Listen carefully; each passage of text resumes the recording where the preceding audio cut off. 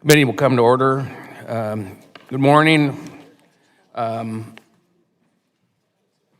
We're going to do our openings while waiting on a quorum, so at least we can get it on the record. The Committee on Veterans Affairs will come to order. Without objection, the chair will declare recess at any point. I'm glad to be here today to consider 5 bills. I'm going to keep my remarks short to leave plenty of time for discussion on each of these important bills and the amendments being offered. A number of the bills before us today are a product of bipartisan negotiation feedback from veterans, survivors, their families, and their advocates.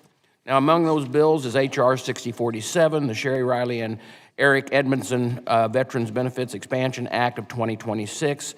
Last December, Sharri, Briley, and Edgar Edmonds testified about the impact this bill would have not only on them, but on hundreds of thousands of families like them.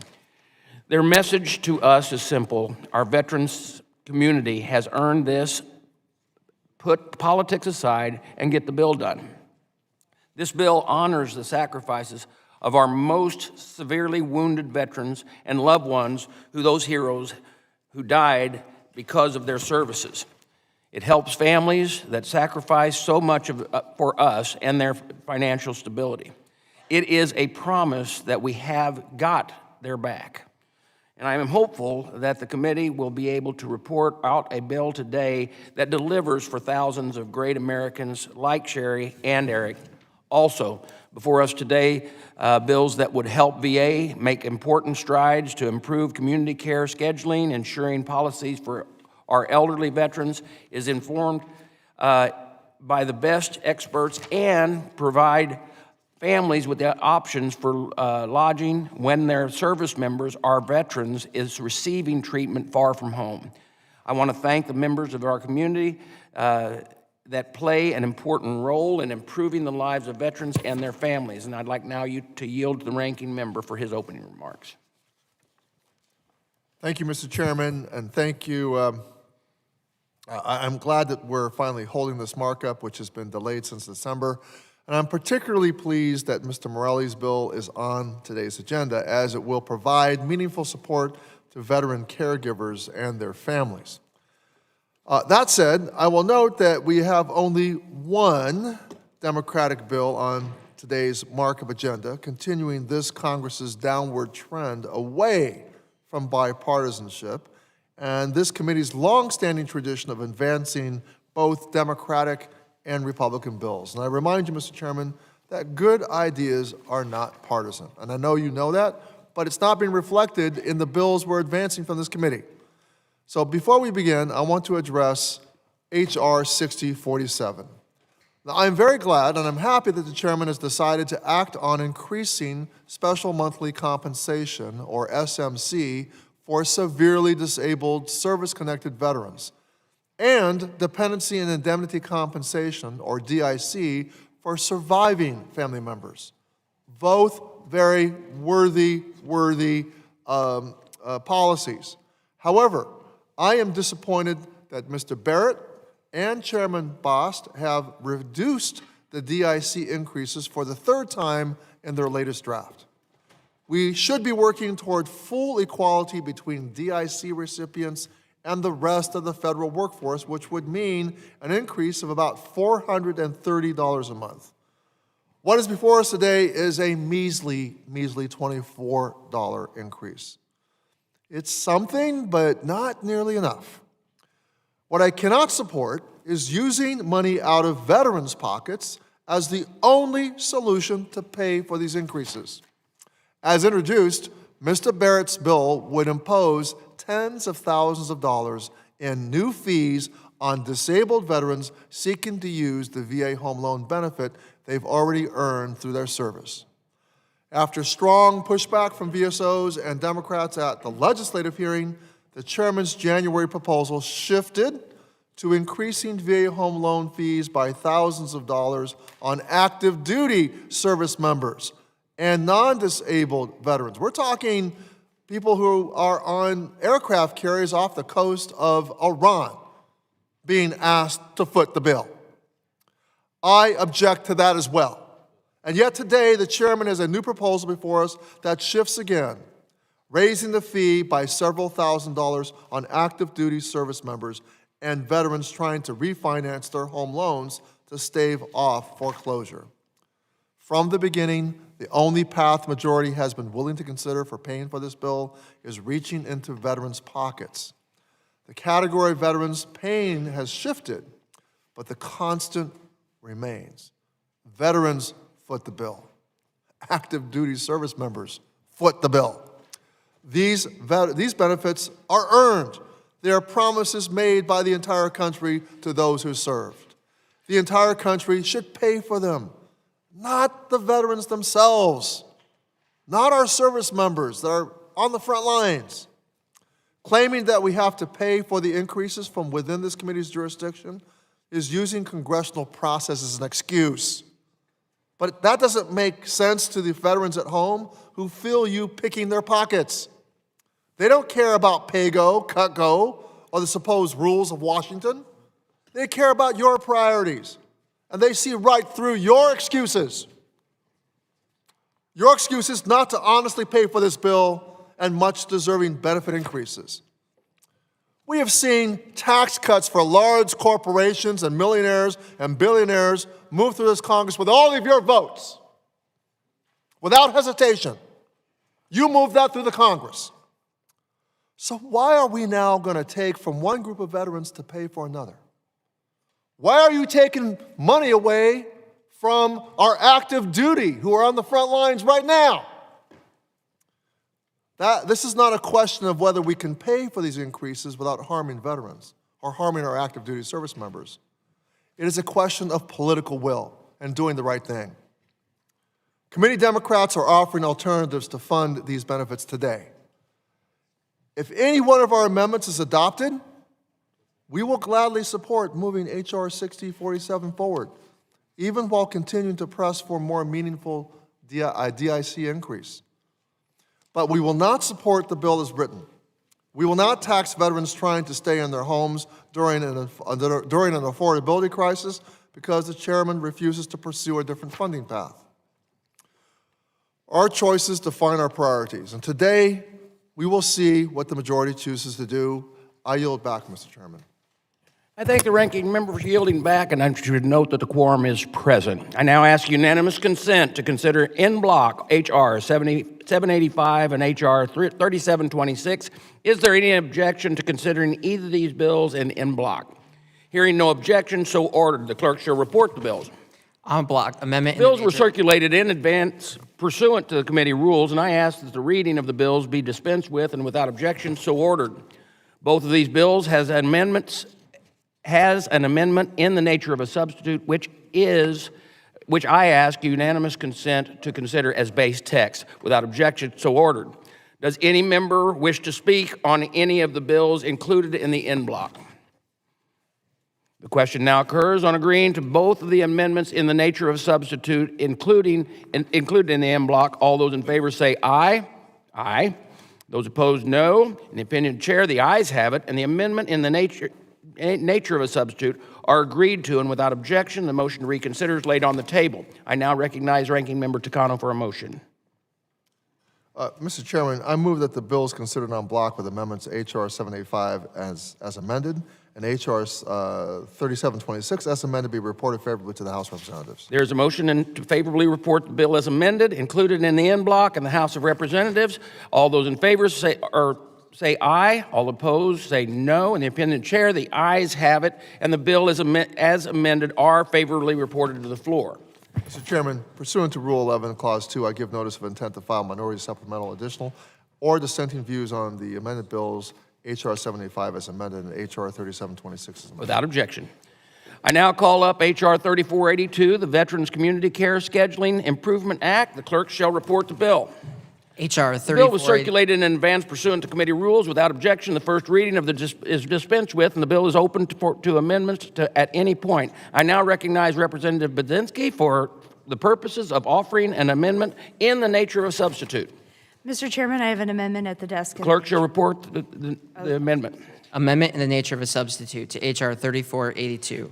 I ask unanimous consent that further reading of the amendment in the nature of a substitute be dispensed with, and I asked that it be considered as a base text for the purpose of this markup, and without objection, so ordered. I now recognize Representative Budzinski for 5 minutes to speak in the support of the amendment in the nature of a substitute. Thank you, Chairman Bost, and thank you to Chairman Barrett for working with me on this ANS. This new text takes steps to ensure that if we're going to authorize a program at the Department of Veterans Affairs, that it represents meaningful improvement for veterans and VA employees. I truly appreciate our collaboration. Ensuring that veterans have timely access to health care is a primary focus of this committee. Since the 2014 Phoenix waitlist scandal, it has become apparent that getting an appointment scheduled either at the VA or community care continues to be a major hurdle for veterans.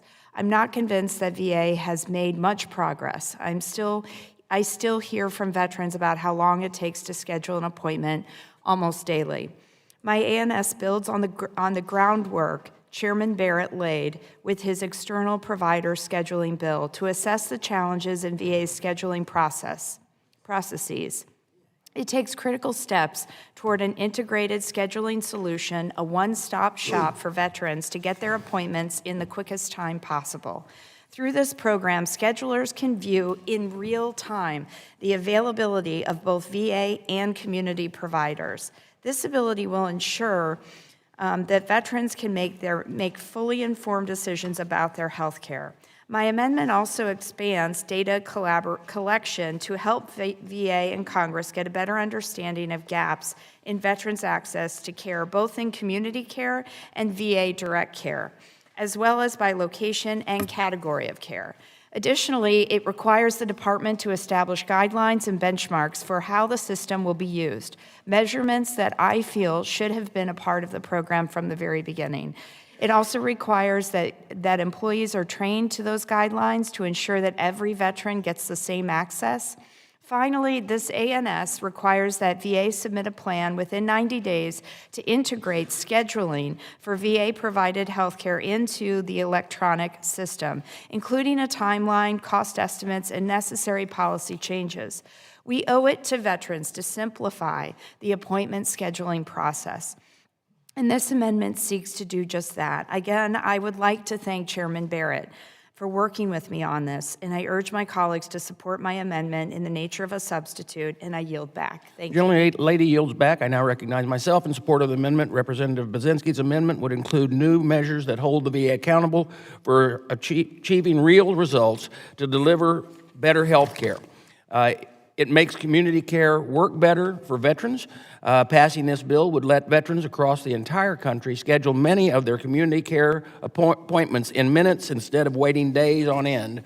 This advanced external provider schedule partnership between my Marion VA and Deaconess, Illinois health systems was just rolled out in Illinois.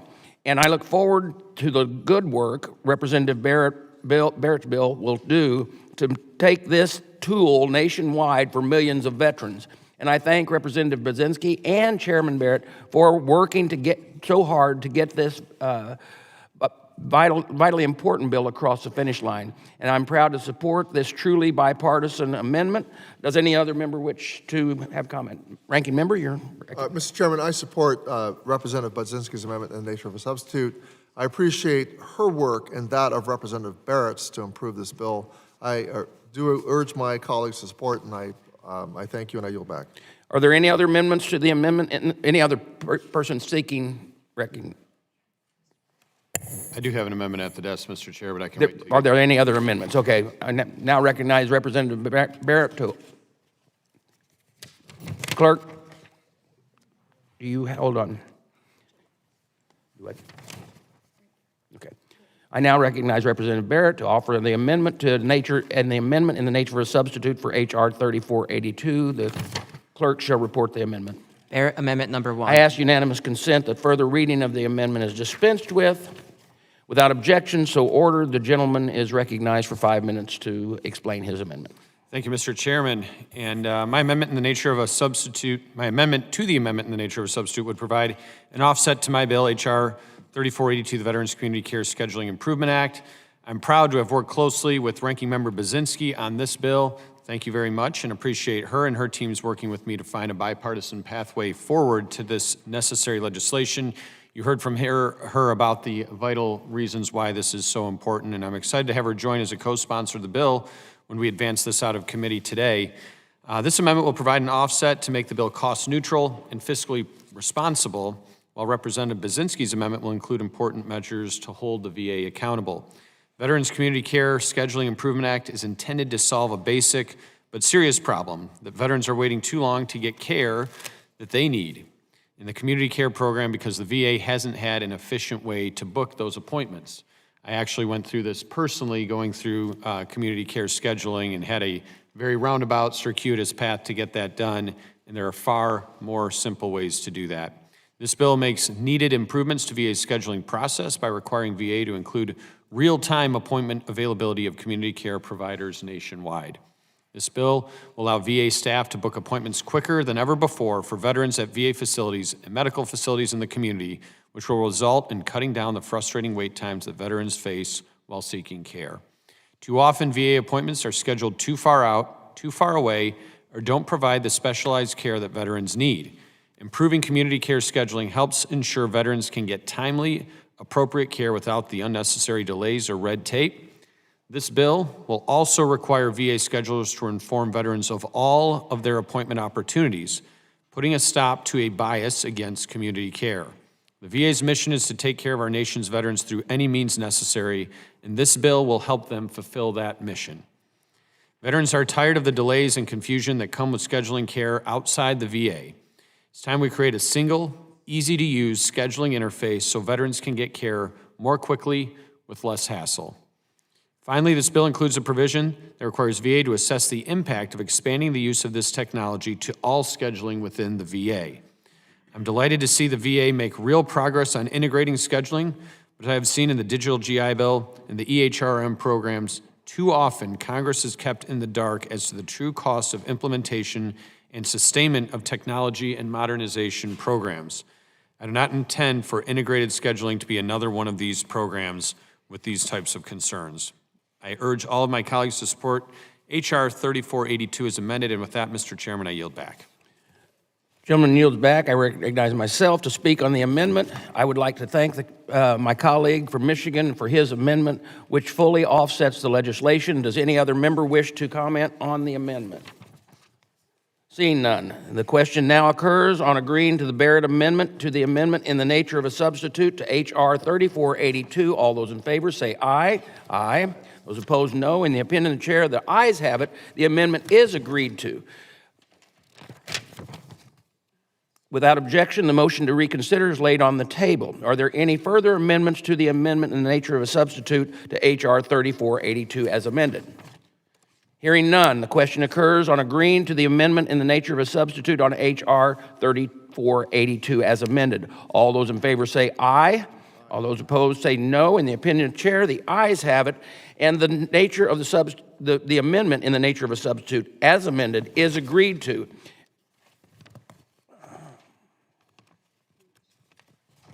The motion is to reconsider is laid upon the table. I now recognize Ranking Member Takano for a motion.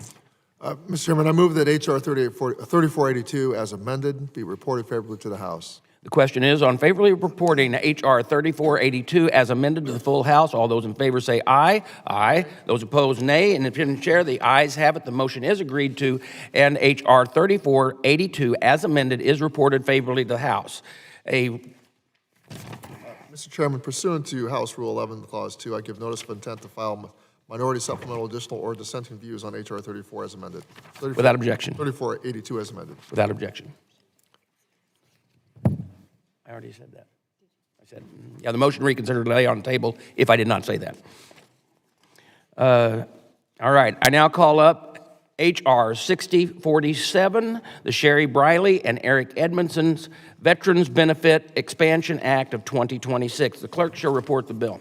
HR 60. Bill was circulated in advance and pursuant to committee rules without objection. The first reading is dispensed with and the bill is open for amendment at any point. I recognize myself for the purposes of offering an amendment in the nature of substitute. The clerk shall report the amendment in the nature of substitute. Amendment in the nature of a I substitute. ask unanimous consent that further reading of the amendment with nature of the substitute is dispensed with. I ask that it be considered base text for the purposes of the markup and without objection so ordered. I now recognize myself for 5 minutes to speak in support of the amendment in the nature of a substitute. In December, this committee heard from Ms. Sharri Briley about her experiences raising her daughter after her husband's death in Somalia during Operation Gothic Serpent. We also heard from Sergeant Eric Edmundson's father, Ed Edmundson, about the seen and unseen challenges of handling Eric's everyday care.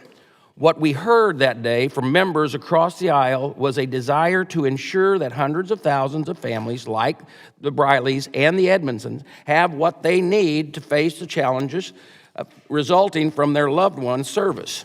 Over 500,000 survivors received DIC, VA's largest survivor benefit. Just over 7,000 severely disabled veterans received some form of SMC, short for special monthly compensation, at a rate of R1, R2, RT. My ANS would deliver on the promise our nation has made to this forgotten group of disabled veterans with the strong backing of their veteran and survivor community to signify this significantly increase their benefits. Rather than the original pay for, my new ANS would deliver this increase in benefits by extending the small fees that veterans pay to be included in the VA home loan program. This committee has used these fees for many years to pay for important legislation. Additionally, this ANS would adjust the fees that non-disabled veterans who have built equity in their home and choose to refinance.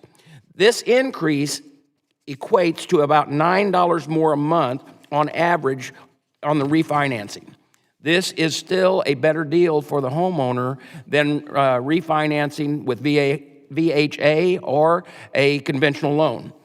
This ANS would also allow a new borrower to assume over an existing VA home loan. This ANS does not, I repeat, does not require disabled veterans to pay additional fees while using the VA home loan.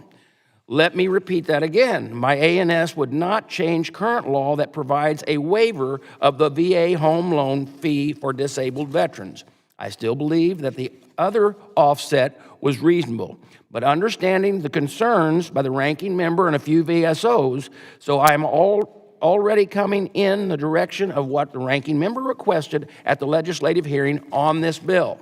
To accommodate this new pay-for, my ANS would alter the DIC increase to 1% of the first year and 0.5% of the second year, and increase the annual rate of the SMC R1, R2, and T by $10,000. These increases would be the first in decades to either benefit and are vitally important to our severely disabled veterans and the survivor community. I would have preferred to keep the proposal increase for the DIC to 5%, but when the offsets are taken off the table, we have little choice but to try to work something out. I see the increase in DIC as only a down payment, and I would like to see further increases made in the future legislation when more offsets come available. It is my understanding that we have several surviving spouses in the room with us today, and I want to thank you for being here. The following VSOs have voiced their support for this bill: Paralyzed Veterans of America, Veterans of Foreign Wars of the USA, the American Legion, Disabled Veterans of America, Tragedy Assistance Programs for Survivors, Vietnam Veterans of America, the Elizabeth Dole Foundation, Wounded Warrior Project, AMVETS, Gold Star Spouses of America, Gold Star Wives of America, Fleet Reserve Association, Marine Corps League, Military Officers Association of America, Armed Forces Retiree Association, Jewish War Veterans of the USA, Military Order of the Purple Heart, Commissioned Officers Association of the USPHS, Blind Veterans Association, Quality of Life Foundation, and the Independent Fund. These organizations represent over 4.9 million veterans and their families. So if we are not going to listen to those who have served in the veteran and survivor community, then who are we going to listen to? At our December legislative hearing, Mr. Ed Edmundson asked us to put politics aside and get this done. I hope this ANS demonstrates the House Republicans' commitment to deliver for thousands of great Americans like Eric and Sharri, who have served and sacrificed and would never ask for more, but deserve to know that our nation has got their back. I thank Representative Tom Barrett for introducing this bill and championing the fight for folks like Sharri and Eric. Do any other members wish to comment on the amendment in the nature of a substitute to H.R. 6047? Mr. Chairman. Ranking member. Mr. Chairman, you know I'm not surprised that you've been able to line up some VSO statements saying they support the bill moving forward. We're talking about organizations that represent men and women who once volunteered to give their entire lives to this country. And of course, they're willing to shoulder more of it if it means helping their fellow veterans. That is who they are. But their willingness to sacrifice again does not absolve Congress of its responsibility. The fact that veterans may be willing to pick up the tab for one another does not mean that this Congress should ask them to. After everything they have given, it is shameful that the only funding path the majority has offered is the one that requires veterans and service members to pay for their own benefits.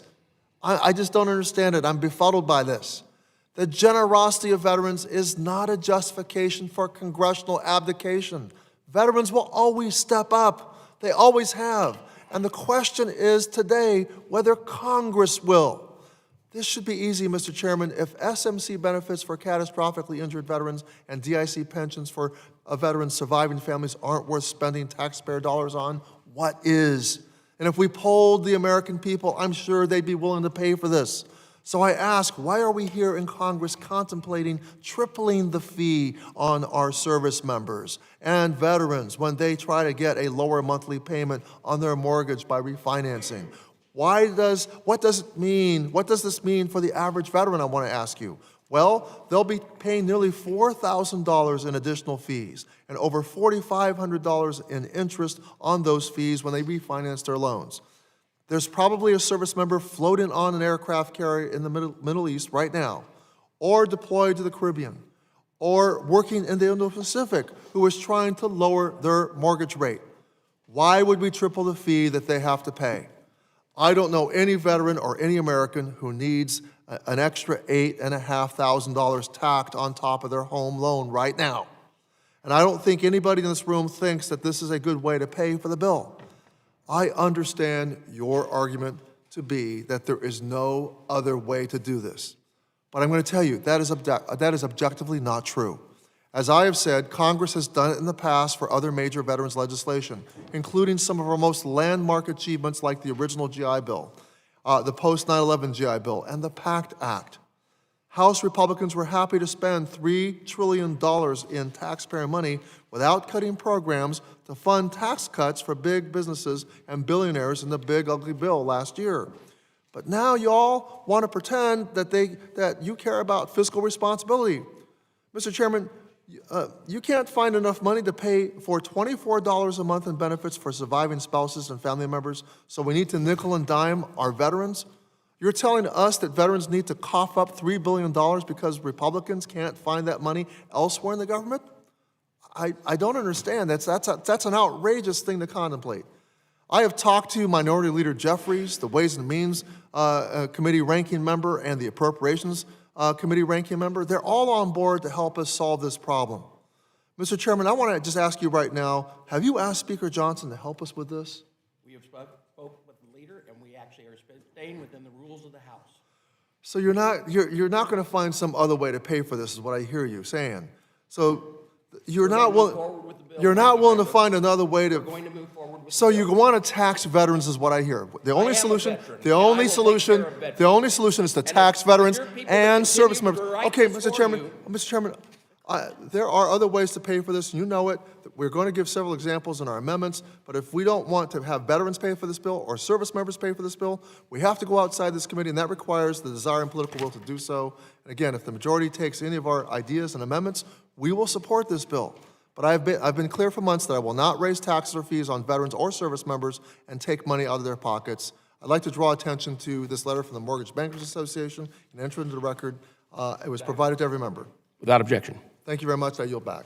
Gentleman yields back. Does any other seek recognition? Mr. Self. Thank you, Mr. Chairman. First of all, this is not offered by the majority. This is the law of the land, and it's the way we have to have a pay for. I want to make sure that none of my comments mean that we need to go deeper into debt. We're $38 trillion in debt today. A lot of the examples that the ranking member gave were monstrously expensive and drove the debt down.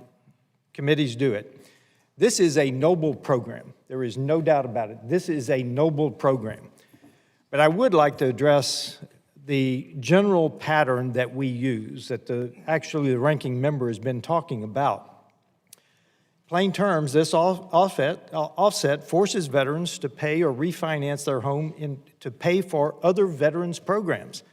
It takes one earned benefit and uses it as a funding mechanism for another.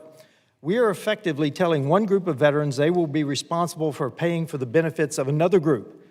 It's not how the veterans' benefits were designed. It's not the promise this made, but I guarantee you that 330 million people do not understand that veterans only pay for veterans' mandatory spending today.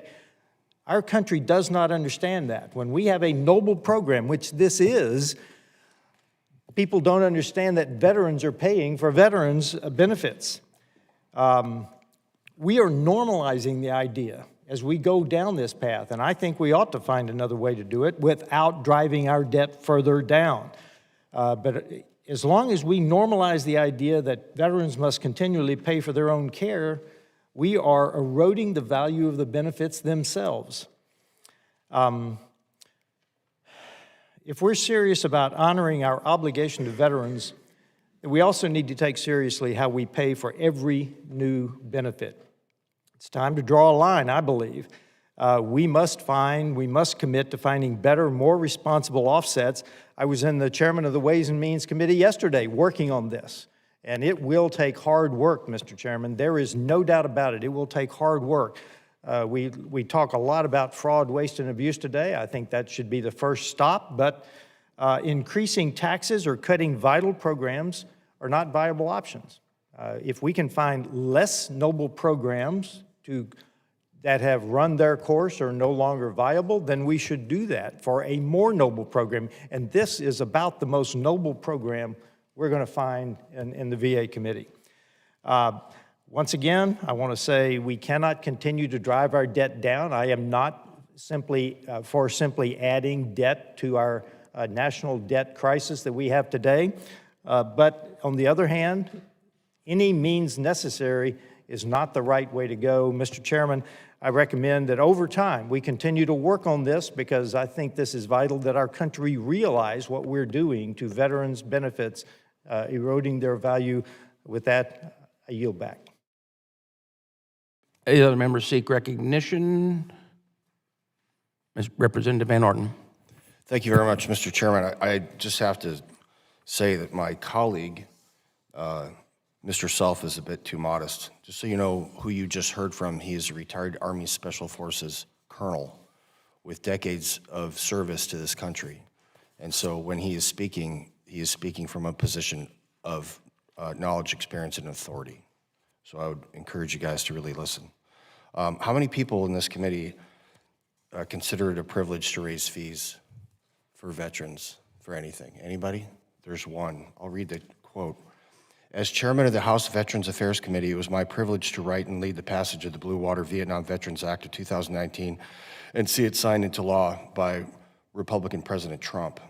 Last Congress, I led the effort to finally pass the Blue Water Navy Veterans Act. That was a quote from the now ranking member, former chairman of this committee, Mr. Takano, which raised fees for a very similar program. So we need to be honest with each other. We need to understand the difference between policy and politics. And I'm an enlisted guy, so I don't have big fancy poster boards and stuff, but here's what's really taking place. If a veteran chooses to refinance their home, they're gonna pay an additional $9 a month, okay? If they want to extend via home loan fee, it's $8 a month. If they're going to assume a loan, $5 a month. So for a caramel macchiato or whatever Gen Z people drink now, I don't know what it is. So 1 cup of coffee a month is what we're talking about. That's the practical application. For FHA loans, it's $13 a month. So the veteran, which I am, and I've used this program repeatedly, it's still a better deal for a veteran to refinance their home than it is for a civilian. And I absolutely concur with my colleague, Mr. Self. We have to find a way, but we can't do it in this compressed timeline where the 360 million folks or whatever it is out there, they need to understand the burdens that veterans, bear. The other thing that is really disconcerting to me personally, and it should be to everybody here that actually cares about the United States of America and has compassion as a human being, because of this political squabbling and because of political posturing and because of putting politics over policy and people, we are unable to provide more money to our Gold Star spouses, okay? So a Gold Star family, it's not a mortgage like we're discussing here. It's not a 30-year commitment. It's a lifetime commitment that we owe as American citizens because their husband or wife is never gonna come back. And Morgan and I have more time at funerals, crying with kids whose father's never gonna come home, and hanging out with them, and it's terrible. And because of this political posturing, which is absolutely, unbelievably crystal clear, because the ranking member was proud of raising these fees previously, we can't give them more support. And that is shameful. You know who else we can't give more support to? The veterans that are grievously injured, that need 24-hour care because they can't take care of themselves. They've lost limbs, they've lost the ability to reproduce, they can't see, they can't think, they can't, mentate. We can't give them more support because of politics. And the time for that is over. I know every single member of this committee on that side and this side cares deeply about our veterans.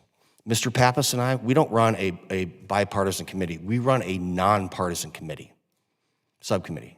I'm very thankful, Chris, for your help.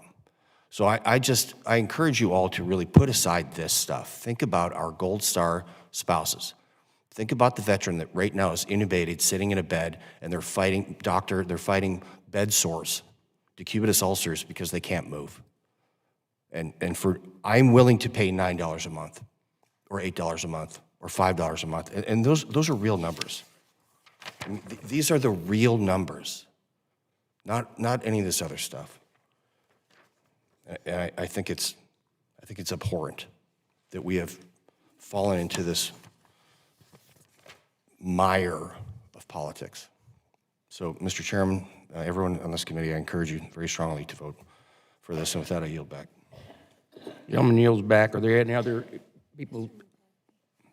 Congressman McCarthy. Thank you, Mr. Chairman. I want to start by echoing the comments by my colleague, Colonel Self.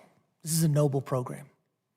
And let's begin with recognizing the families whose names are on this bill.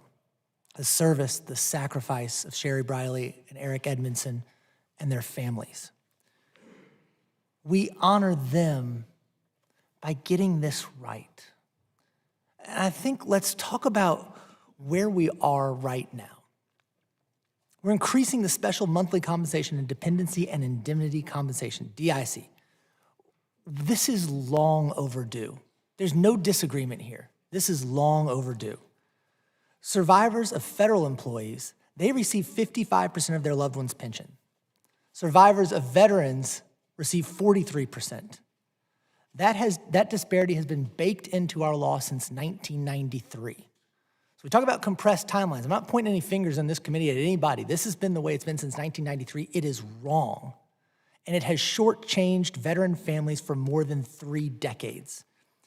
Fixing that gap is not generosity. It is fairness.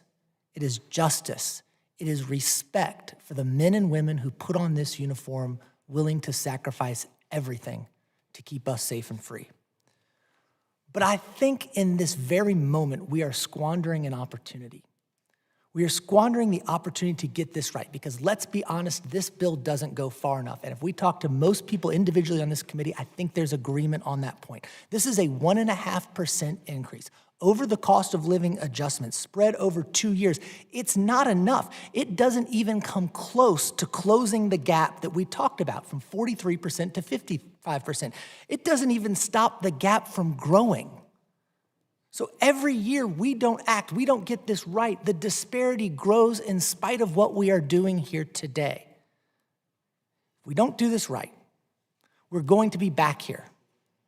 Not 5 years from now, not 10 years from now, next year, with more families talking about how difficult it is for them to make ends meet.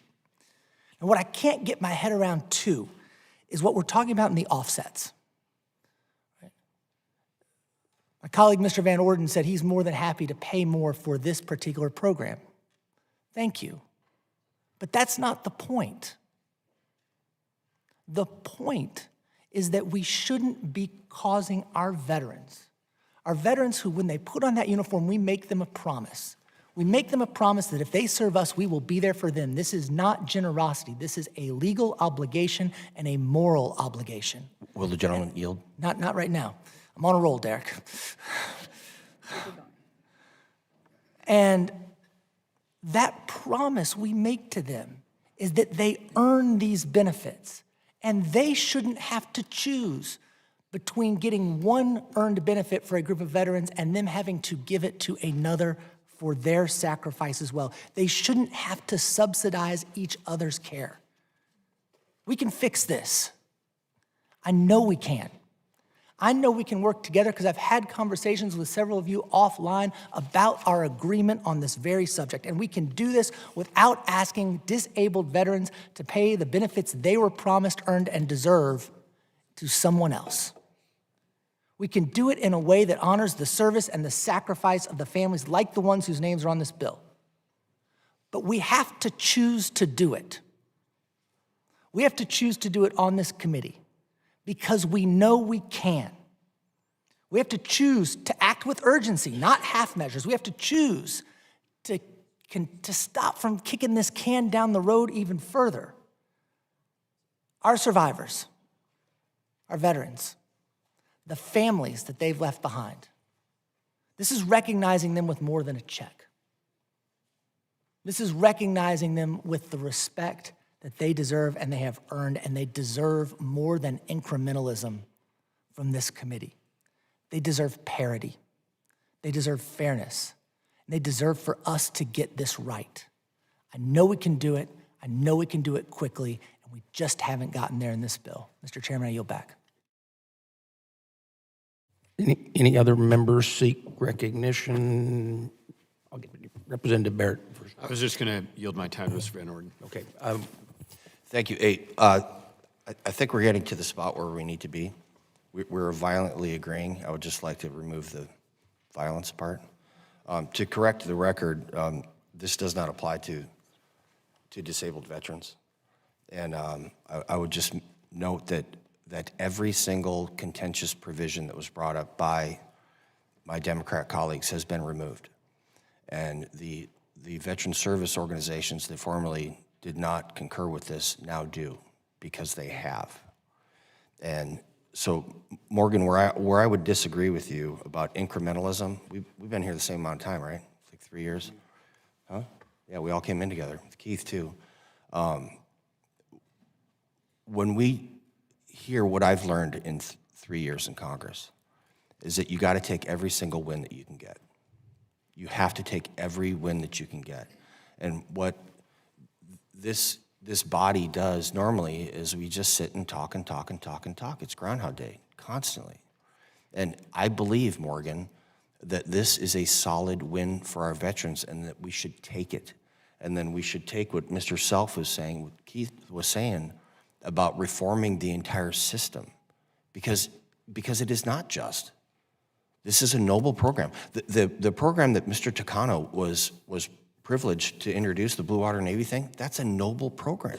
It recognized the fact that sailors on ships off the coast of Vietnam were exposed to Agent Orange, and it allowed them to get treatment for these horrible diseases that were a consequence of their service. So I actually applaud Mr. Takano for doing this.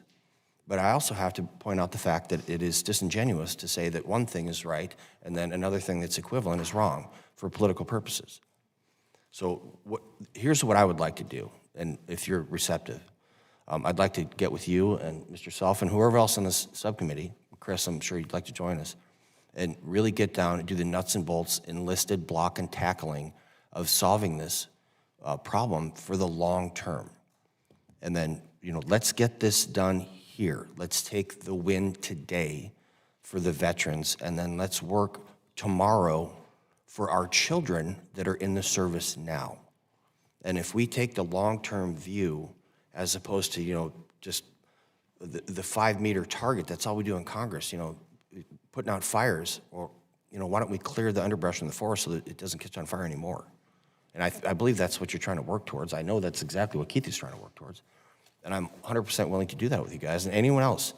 I'll spend an infinite amount of time to make sure that our Gold Star spouses get exactly what they need. And that veteran that is, horribly, horribly injured, that did that for our freedom, has the ability to get all the care that they need, including the respite care for their families. I mean, it's terribly trying to take care of somebody that is completely dependent on other people for medical purposes. So right now I'm committing publicly to you, Mr. McGarvey, and to Mr. Self to work this problem set to solve the solution for the next generation. With that, I yield back.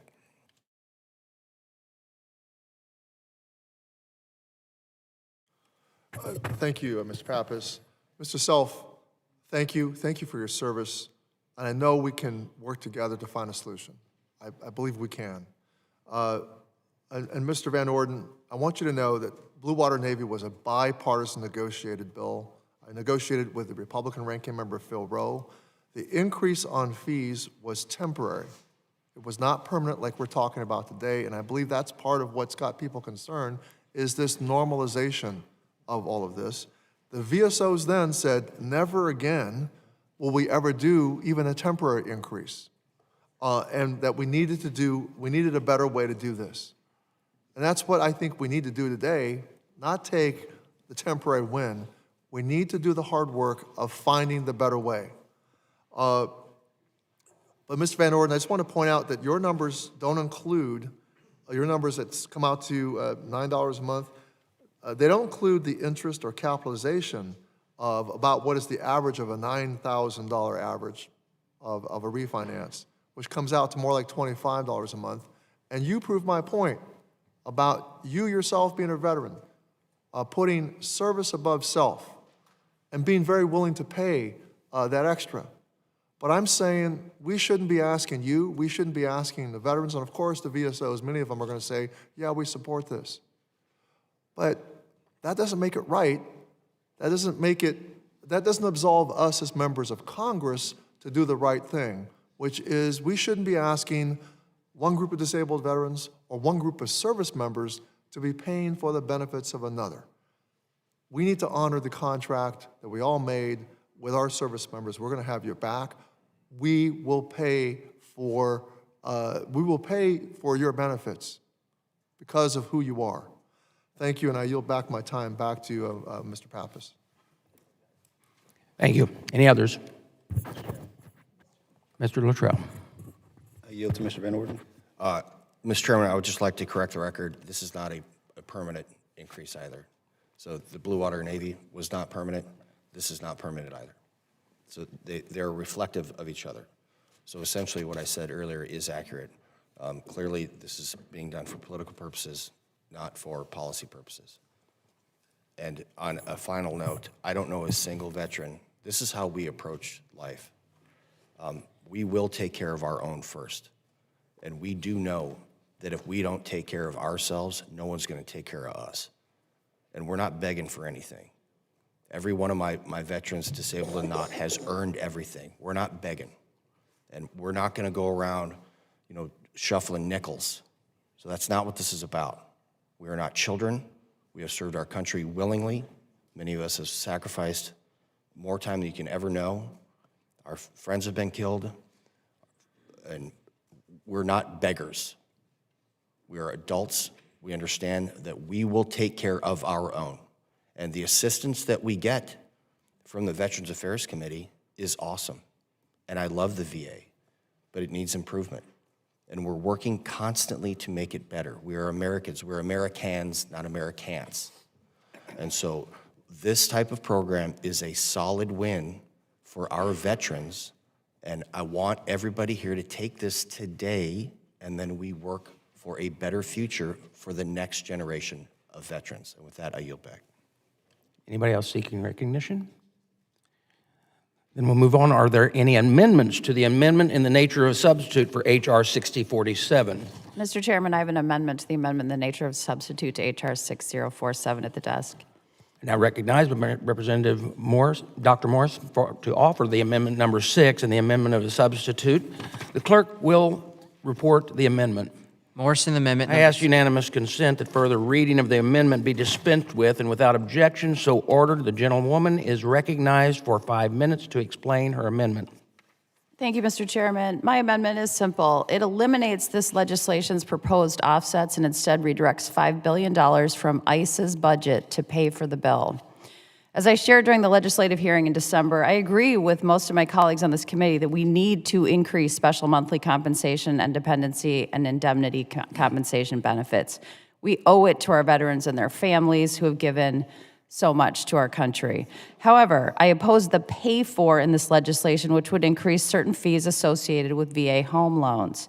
I cannot for the life of me understand why my Republican colleagues insist on using this offset when just months ago, every single one of them voted for their cruelly named One Big Beautiful Bill, which will blow up the deficit by $4 trillion to pay for tax cuts for the wealthiest and fund ICE's lawless operations across the country. That's why I'm proposing this amendment, which will direct just $5 billion from the exorbitant $75 billion Republicans gave to ICE in reconciliation. ICE is using this funding to terrorize our neighbors and sow chaos in our streets. And I must remind my colleagues that these resources are being used to fund the reckless operation in Minnesota that got Renee Good and Alex Preddy killed by federal agents. If we can afford to fund Donald Trump and Kristi Noem's campaign of lawlessness and terror in Minnesota, then surely we can find the money to increase these benefits for our veterans and their families. I urge my colleagues to support the amendment. Mr. Chairman, I yield back. Gentlewoman yields back. I recognize myself in opposition to the amendment. The amendment is to the ANS, proposes that we take $5 billion away from the U.S. Immigration and Customs Enforcement to fund this bill. I'm disappointed to see my colleagues on the other side of the aisle use this opportunity to help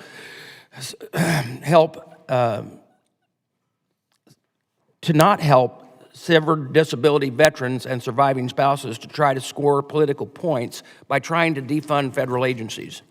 This amendment to the ANS proposes that we use discretionary funds that are not within the jurisdiction of this committee to pay for this bill. This is unrealistic, ridiculous, likely not in our jurisdiction, and would prevent this good bill from moving forward today. My colleagues on the other side of the aisle know this. This bill would also use appropriated funds which we cannot use to pay for the mandatory expansion of benefits. Veterans' benefits should not be used to play politics. But that's exactly what the Democrats are trying to do with this amendment. For me, I'm here to pass this landmark legislation to help severely disabled veterans and surviving spouses who have not had a benefit increase in 30 years. This amendment to the ANS takes us away from the work we are sent here to do for these families. They deserve better. For this reason, I strongly oppose this amendment, and I urge my colleagues to vote no on the amendment. And is there any other members seeking recognition on the amendment? Chairman Bost, Yes. I seek recognition You're to speak recognized. on the amendment. Thank you. Rep. Morrison's amendment would claw back $5 billion from ICE's slush fund and use those funds to provide our veterans with increased compensation benefits. Let me repeat that, increased compensation benefits. Her amendment acknowledges that at a time when our communities, including our veterans, are facing a crushing crisis of affordability, we must take our resources, those that fund war and violations of civil rights and human dignity, and redirect them towards every single thing that the American people need, especially our veterans, so that they can thrive. Our constituents are demanding that we get our priorities straight. Every single member of Congress that is saying that it is unacceptable that DHS keeps terrorizing our communities has to call for more than just training that was already put in, according to them, or the bare minimum policy guardrails. Yes, I'll tell you, as I've said in other committees, NOM has to resign. There has to be oversight. The mask must come off. But Americans are past reform of a department that has used taxpayer dollars to execute people who serve our veterans in broad daylight. We have to be clear that we must cut and claw back DHS funding, and that is exactly what Rep. Morrison's amendment would do. Contrast to the administration, who would still expand DHS budget and ICE capacity to enact a mass deportation agenda.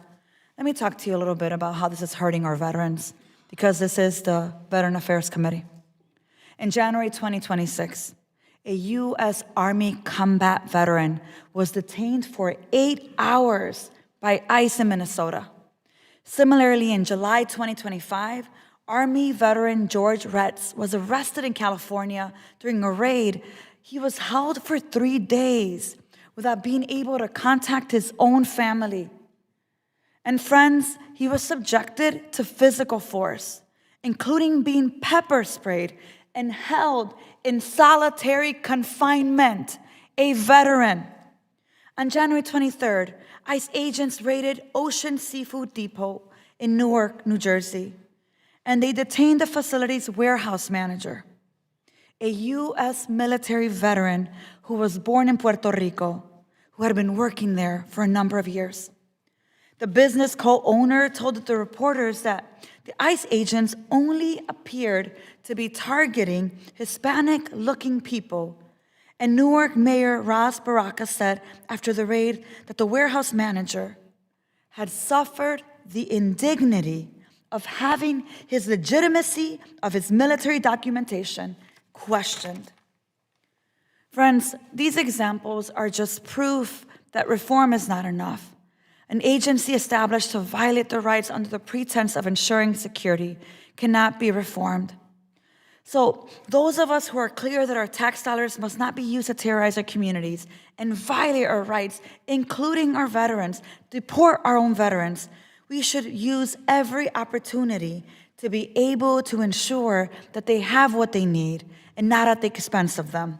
It's why Congresswoman Morrison's amendment to me in this committee is so important, and why I encourage every one of my colleagues to vote yes on the amendment to give our veterans more resources, to not make it at the expense of them, and to really say what we often say in this place, that we stand up for every single veteran, not just some. Thank you, and I yield back. Gentleman yields back. Anyone else seeking recognition? Mr. Chairman. Representative Van Orden. Thank you. I appear to have wandered into the wrong committee room. I thought this was the Veterans Affairs Committee room, not the Homeland Security Committee room. And this is exactly what I'm talking about. Exactly what I'm talking about.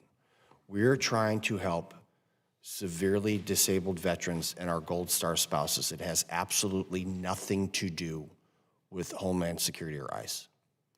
And so I don't fall into the perpetually offended people, but we're kind of getting to that point right now. By dragging in these issues that are very serious, they are. I mean, we've spent decades defending American citizens, and to see American citizens killed, it's a tragedy across the board. Would the gentleman yield? No, I will not. And so the issue is for a different group of people who are subject matter experts to focus on and work that problem set. It's my understanding that this committee's responsibility is to take care of our veterans. And so by bringing in issues that have truly nothing to do with the subject today, I think is paying a great disservice to our veterans. And we need to just stop doing this. We need to focus on the task ahead today with this, to get this done, and then as I was discussing with Mr. McGarvey, do the long-term solution. But when we use this microphone for a platform to discuss issues that have, again, nothing to do with the subject matter at hand, it is being disingenuous. And we're playing politics as opposed to working on policy. And this committee, of all committees in Congress, should not do that. That's for oversight and judiciary, and let those guys jump in front of the cameras all day long. That's not why we came here. That's not why I volunteered to be on this committee. It's not why we volunteered to be chairman of subcommittees. So I would encourage my colleagues to really focus on what we're trying to do here, and that's help our veterans. With that, I yield back. Ranking member.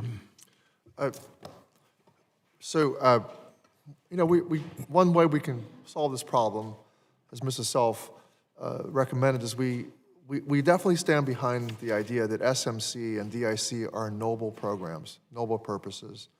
And we have to look for maybe less noble programs of the country to cut, and much less question the level to which we've funded them. Now look, we may not agree among us about what those less noble programs might be, but those of us on this side of the aisle, many of us think that ICE is way overfunded, and I'll get more into that comment. But it is not disingenuous to suggest that we take a look at other parts of other jurisdictions to see how else can we find the $6 or $7 billion that would take to fund this particular proposal. So, Mr. Chairman, it's no secret that I and others on my side of the aisle have a strong and deep-seated problem with the work of the Immigration and Customs Enforcement Department and what it is doing around the country right now. And we should all be shocked and dismayed that we have a massed armed federal force roaming the country, abducting our friends and neighbors and families without due process, in some cases even killing them, as was the case with VA employee Alex Briley. And it should be even more shocking that this Congress has provided ICE with a $30 billion slush fund with which to continue terrorizing our communities. $30 billion of deficit spending at that, deficit spending. All the while nickeling and diming our veterans and survivors and claiming poverty when it's time to provide them with the care and benefits they need and deserve. So, Mr. Chairman, I strongly support Dr. Morrison's very simple amendment. What this amendment would do is take $5 billion out of the $30 billion slush fund, hardly defunding the agency, hardly. That's $25 billion left in that slush fund, money that ICE won't even need to touch for years, and redirect it to a more fitting need, that of our veterans, caregivers, and survivors. A very noble project indeed. And Mr. Chairman, if spending is a statement of priorities, then I proudly say that my priority is to spend on those most deserving of assistance, catastrophically injured veterans, caregivers, and survivors in this case. And I reject spending on the masked armed thugs who are destroying lives around this country, and I urge my colleagues to do the same. And I yield time to my colleague from Illinois, Ms. Ramirez. Thank you. Thank you, Ranker. Look, I have had an opportunity to work with you the last 3 years. And as you probably have heard me say a number of times, I ran a homeless shelter for 9 years, of which I had the honor and the privilege to be able to shelter and help a number of veterans. I do want to say to you that I find it to be some dissonance when we talk about the politics and we talk about bringing politics into this conversation. When I just talked about 3 veterans, 3 veterans that fought for this country with so much love and have been targeted. And the fact that on the other side of the aisle is unwilling to have real conversation about veterans who are being impacted every single day by that agency that has more money than it could ever spend, feels like a disrespect to these veterans. Feels like we are not really honoring this idea that we care deeply about all of them. And I also want to acknowledge, because we've been in this committee now for 3 years and 2 months together, that last Congress we talked about border in this committee more in some cases than we actually talked about veterans. So I just don't want us to have a short memory of the things that have happened in the past Congresses when you're accusing us to be political about talking about deported veterans or veterans who've been targeted here. Lastly, I also want to say, I was just looking at a recent poll here. And folks, I don't think it's a surprise. In the last poll from February 6th through the 9th of Americans across the country, across ideology, 70% of them said, I need Congress to spend more money on veterans. Only 14% of them said, I want you to spend more money on ICE. So when we're having this conversation of clawing back $5 billion and putting it directly to veterans, it's not a political conversation. It's actually what the American people, not just veterans, but the American people want and expect from us here. Whether they are an Army combat veteran who was detained, or if it's someone who is a manager at a warehouse in Newark, New Jersey. But the point is, let's spend more on our veterans. They deserve it. It is our responsibility.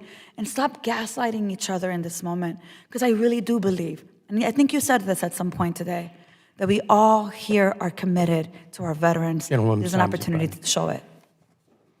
Does another one wish to make comments on the amendment? Mr. Luttrell. I yield to Mr. Van Orden. Thank you, Mr. Luttrell and Mr. Chairman. It's a pleasure having you on our subcommittee. It is, and I know exactly where your heart is, and I do, and I appreciate it tremendously. I would ask you this: do you know if any of the 3 veterans that you mentioned are applying to refinance their VA home loan? Would the gentleman yield? I yield. I have not had the opportunity to have that conversation with them at this precise moment. I've heard that at least 2 of them are still dealing with the PTSD of what has just happened to them recently. Okay. Well, thank you, ma'am. The point being, if the 3 veterans that you mentioned are not applying to refinance their VA home loan, then it's not germane to this conversation. And we need to get back on target.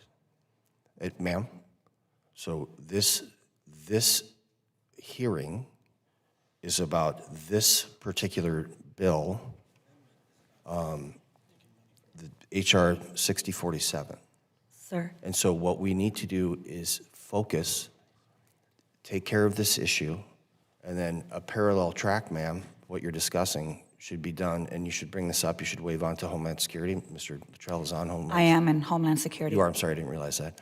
And then I would say that that would be the appropriate venue for what you're talking about. And I don't want to see our veterans detained. I don't want to see American citizens, being killed. I don't, and I put the boots on for almost 30 years.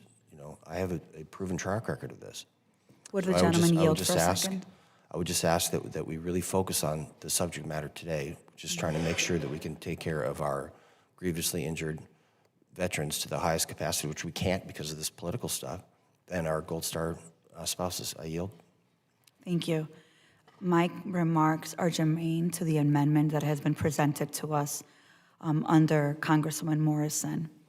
And while I gave you 3 highlights of 3 veterans, when we're talking about $5 billion, we're talking about many hundreds of veterans that are not here today, that are watching, who would be able to have more funding available because we would take that money to make it possible for them to be able to get these loans so they can actually have that American dream of that home. So I just want to make sure that I clarify that. And lastly, folks, these conversations, I counted at some point the number of times that we talked about border in this committee because I was really confused by it because the border in Texas is a little further from the general conversation of VA. But look, let me just wrap up. I don't want to go back and forth. This is germane to this amendment. And I think it's really important because I've been very proud, and Chairman Bost and Ranking Member Takano, to tell people that of all the committees, I serve in Homeland Security, but of all the committees, this is the committee that we do the most bipartisan work. I think we can do that and acknowledge that there are a number of veterans who are asking us to do more for them. And I think there's an opportunity through the Congresswoman's amendment to be able to demonstrate that we are taking money that is causing terror of veterans and putting it so that we can actually have more resources for what you want to do. With that, I yield back to you. Thank you, ma'am. Again, the subject of this, the time we're spending together here is HR 6047. And I would encourage everybody to focus on that and make sure that we can do the best we can for our veterans without politicizing these matters, which I think we've devolved into, which is exceedingly unfortunate. With that, I yield back. Representative Sell. I'd like to read this amendment for everybody, because we've had a very interesting conversation here, but it has nothing to do with the VA committee. This is the Appropriations Committee.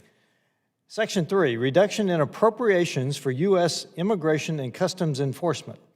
The unobligated balance of the amount appropriated in Section 100052 of Public Law 11921 is reduced by $5 billion. Mr. Chairman, I submit that I'm not even sure why this is an amendment in the VA committee. It reads as an Appropriations Committee.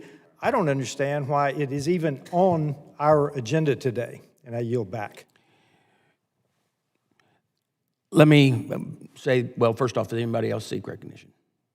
Then let me go back to, if I can, to my original statement. This bill uses appropriated funds which we cannot pay for because it's mandatory expense benefits. Regardless of whether we want to play politics and talk about issues that happen to be hot for the day, what I need you to understand is what we're dealing with here, whether you like it or not, we have rules of this House. And that is the rules of what the appropriators can do and what we can do and these two can't mix. And the only reason this amendment was being carried is for political purposes and making political statements. And with that, Ranking Member, do you want to comment? I thought you did. Yes, Mr. Chairman. Thank you, Mr. Sell, for pointing that out. But this is just a great example of how we could proceed. We don't have to designate the pay-fors that we are designating here. We could pass this out of committee without a designated pay-for, with an agreement that we find a solution such as this. Now, we may not agree that we take $5 to $6 billion out of the Homeland Security or the ICE budget, but it is something that we get. It's an example of what we could work with appropriators on to find the pay-for. I just had a discussion with Deborah Wasserman-Schultz last night, and she said we can find $6 to $7 billion, that we could find it. So we're not, I'm just pointing out, we do have rules of the House, and we don't, and I'm not suggesting we go outside those rules, but there are ways that we can work around, and you know and we can do that together, like I did with Chairman Rowe. We tried to do that. We offered your committee that, and then you gave us some offsets that didn't work. Matter of actually cost more. But we do have the rules that the offsets must be found in a way. Now, going forward with this bill is one thing, but right now, we have people that we've made commitments to that need this right now. They don't want to have us argue back and forth. This actually follows the rules of the House, that we can move this bill. We can go through all these amendments and we can discuss them and everything like that, because that's the rules that we have here. And we're going to do that. But let me explain to you this. This will get the bill to the floor with the offsets that we have. As fast, we've put these people off for decades. For decades. So we're going to move on. We'll move on. Okay. Does any other member wish to comment on the amendment? Seeing none. The question occurs on the agreeing of the Morse number 6, amended to the amendment in the nature of a substitute. All those in favor say aye. Aye. All those opposed, no. Depending on the chair, the noes have it. Mr. Chair, I ask for a recorded vote. A recorded vote has been requested pursuant to committee rules. This vote will be postponed, and without objection, the motion, nope, I got ahead there. Okay. Okay, I now recognize Representative Conaway to offer an amendment number 7 to the amendment in the nature of a substitute. Thank you, Mr. Chairman. I have an amendment to the amendment in the nature of a substitute. Can I interrupt for just a second? If the member will suspend. They are calling votes right now. We are not going to adjourn the committee because it's one and done. So if members would not all run at once, but go vote and come back so we can continue with the debate here if you're not in the middle of the debate, if that's all right with the committee, and we have leave to do that. Is everybody okay? We're good. We're good. Okay. The gentleman will continue. Thank you, Chairman Bost. As I have... The clerk shall report the amendment. Conaway Amendment Number 7, amendment to the amendment in the The nature clerk, of... I ask unanimous consent that further reading of the amendment is dispensed with, and without objection, so ordered. The gentleman is recognized for 5 minutes now. Again, thank you, Chairman Bost. As we've listened to the debate on the bill this morning within this committee, it's clear that all members believe that we should be increasing the special monthly compensation and increasing the dependency and indemnity compensation, SMC and DIC. But there is, I think, a lot of agreement that increasing fees on other veterans to pay for this benefit is at least, and I'll put it mildly, problematic. And it's my sense on this committee that most people think that we can find a better way to meet our commitments as a nation without, and to the many veterans who deserve the compensation that they are receiving and should receive, and that those compensations ought to be increased, that we can find perhaps a better way in order to do that. At a time when veterans and service members are already struggling with home affordability and rising prices across the board, it is disconcerting, to put it mildly, that we're discussing raising fees on veterans with respect to their housing. My amendment would make funding fee rate increases only apply to service members that join either active or reserve components after the date of enactment of the bill. Let me be more clear.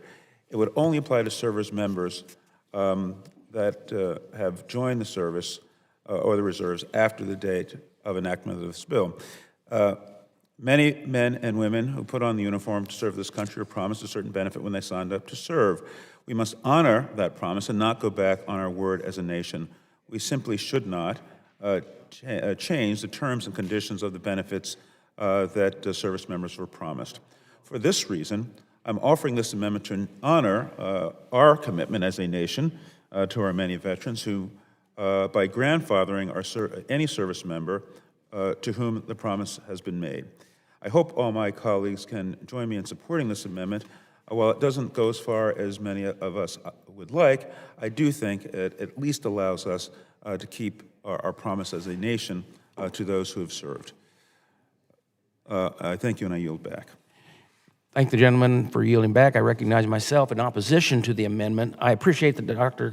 Conaway has recognized that our proposed offset is not unreasonable. This is because his amendment includes identical offsets for IRRLS, home loan extensions, and assumptions to the pay for in my ANS. However, unfortunately, the offset won't work because we have heard from CBO that this amendment would not generate enough savings to pay for these benefits expansions. It would be preliminary 10 to 15% short. This amendment to the ANS would make veterans pay the increase on IRRLs, extending the home loan fund fees and increasing the assumption. The only difference is the fees would only apply to service members who joined after an enactment of Sharri, Bailey, and the Eric Edmundson Veterans Benefit Expansion Act. This amendment would require significant changes to VA home loan program, create an entirely new population that VA would have to apply different rates to. They would need to change their IT systems, rules, and regulations. This ANS has not been socialized with the mortgage industry to see how they would be able to implement these changes. If we adopt this amendment, we would essentially kill the bill as it can't move off the floor. And I don't want to wait to pay for these benefits to those who need, and I ask my colleagues, since they seem to appreciate this offset, that they have used in their own amendment to consider my ANS. Let's get this done and stop playing politics again on behalf of, and with half measures. For these reasons, I strongly oppose the amendment, and I urge my colleagues to vote no with me on this amendment. Does any other members seek recognition? Ranking member? Yes, Mr. Chairman.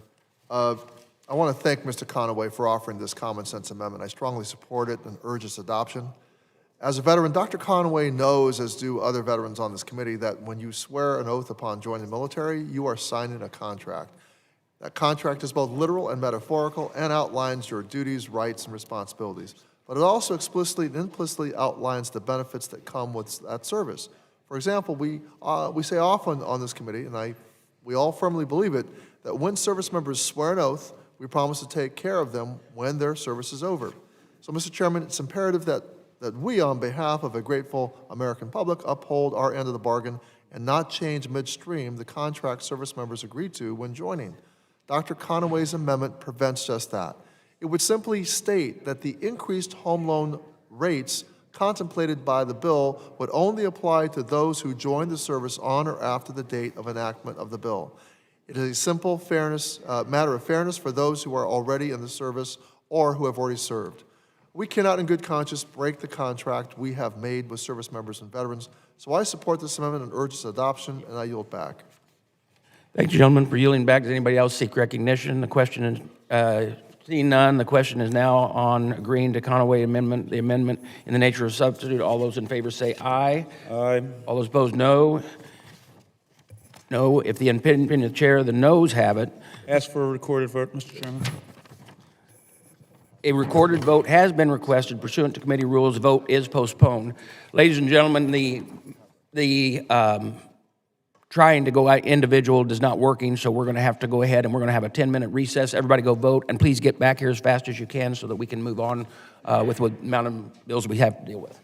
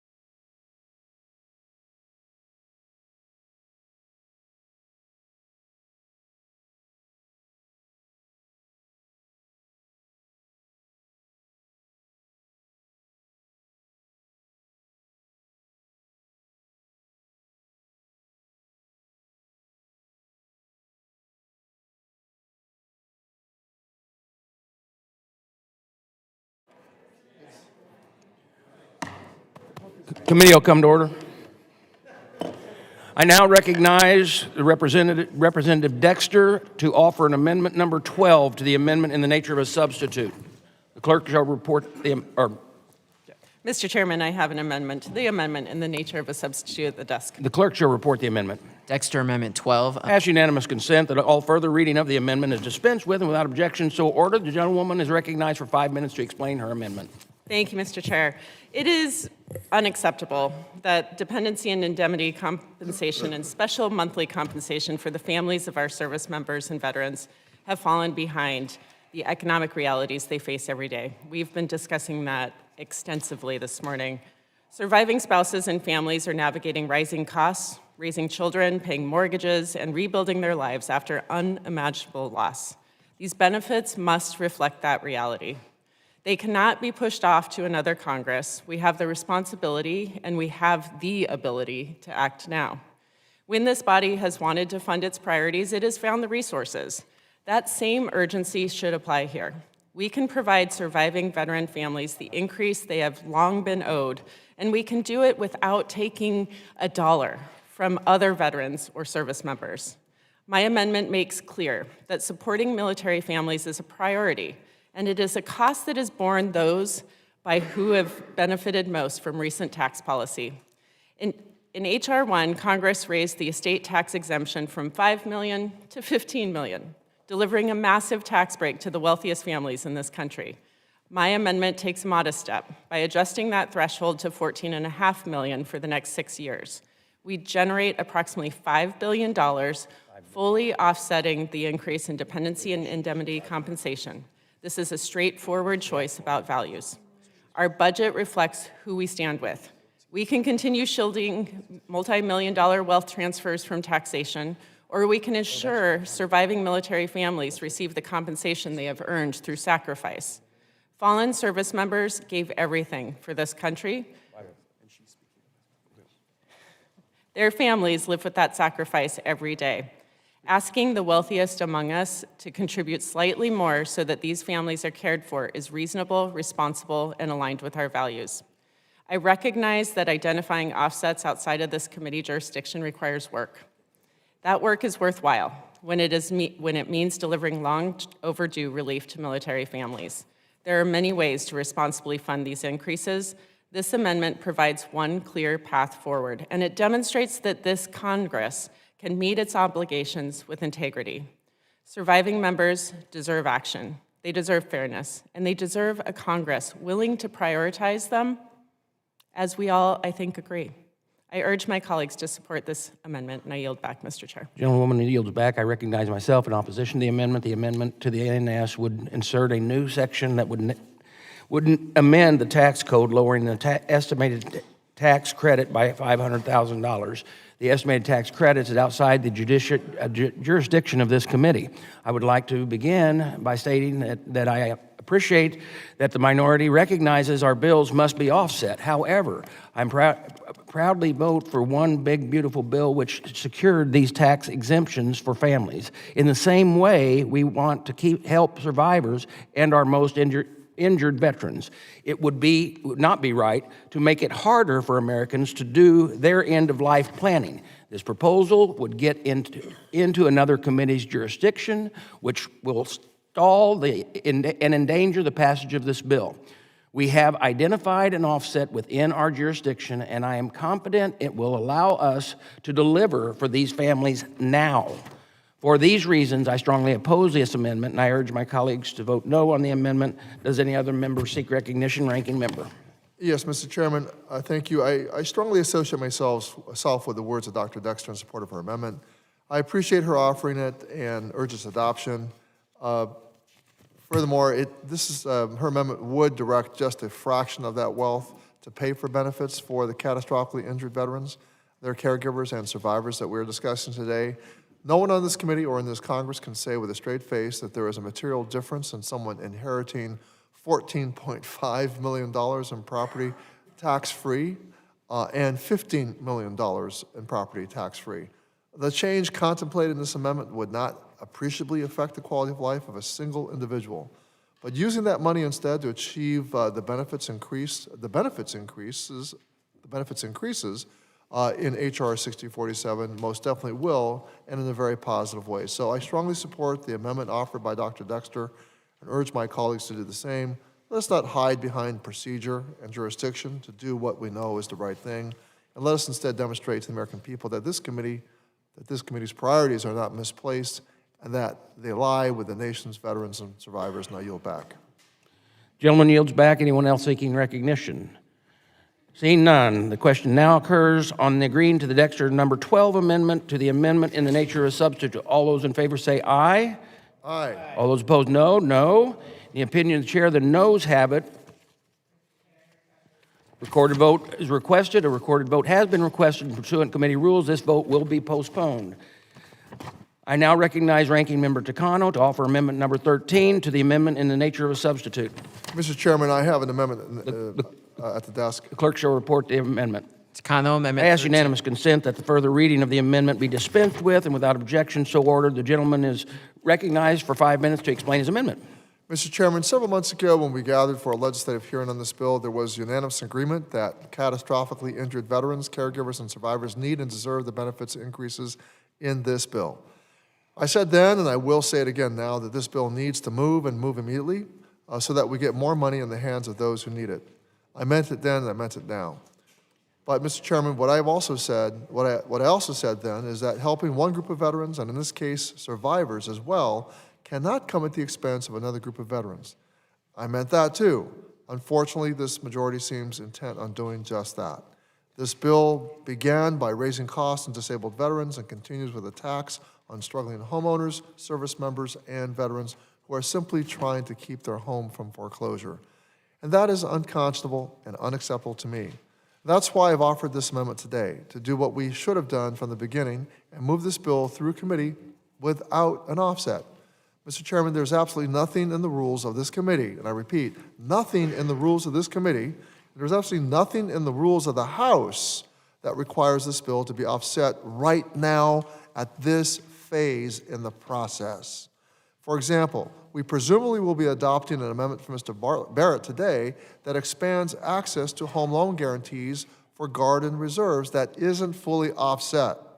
Now, my staff was told by yours that we'll simply fix how we're paying for the bill before we move it to the floor. So I know it can be done. It was being done in Mr. Barrett's amendments case. The majority is simply choosing not to do so for the base bill. And for no other reason than apparently the chairman is unwilling to ask the speaker to help severely disabled veterans and surviving spouses. Mr. Chairman, I've asked you before if you've gone to the speaker to ask for a waiver from PAYGO from this bill. And I'm not going to get into a back and forth. I know that time is ticking off today and people are wanting to get out of town.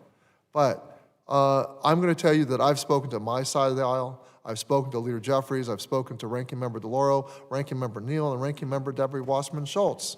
And we all agree that the cost of this bill should be borne by the American people at large, not vulnerable veteran homeowners. All four sides of us agree that there are numerous other places outside of the veterans' benefits that we can find funding for this. But we must have the political will to do so. The majority had the political will to use deficit spending for millionaires and billionaires for private planes, to support an armed police state, for firearm silencers, and for God's sake, all these other things. But apparently not for veterans. What a revealing statement of the majority's values. Show me your budget and I'll show your values. Mr. Chairman, join me in supporting this amendment. You and I can walk down right now to the Speaker's office together and find a better bipartisan path for this bill. We'll have the support of the entire Democratic caucus in doing so. And I suspect we'll also have the support of a majority of your caucus as well. We just have to have the courage to do it. Thank you, Mr. Chairman, and I yield back. Gentleman yields back.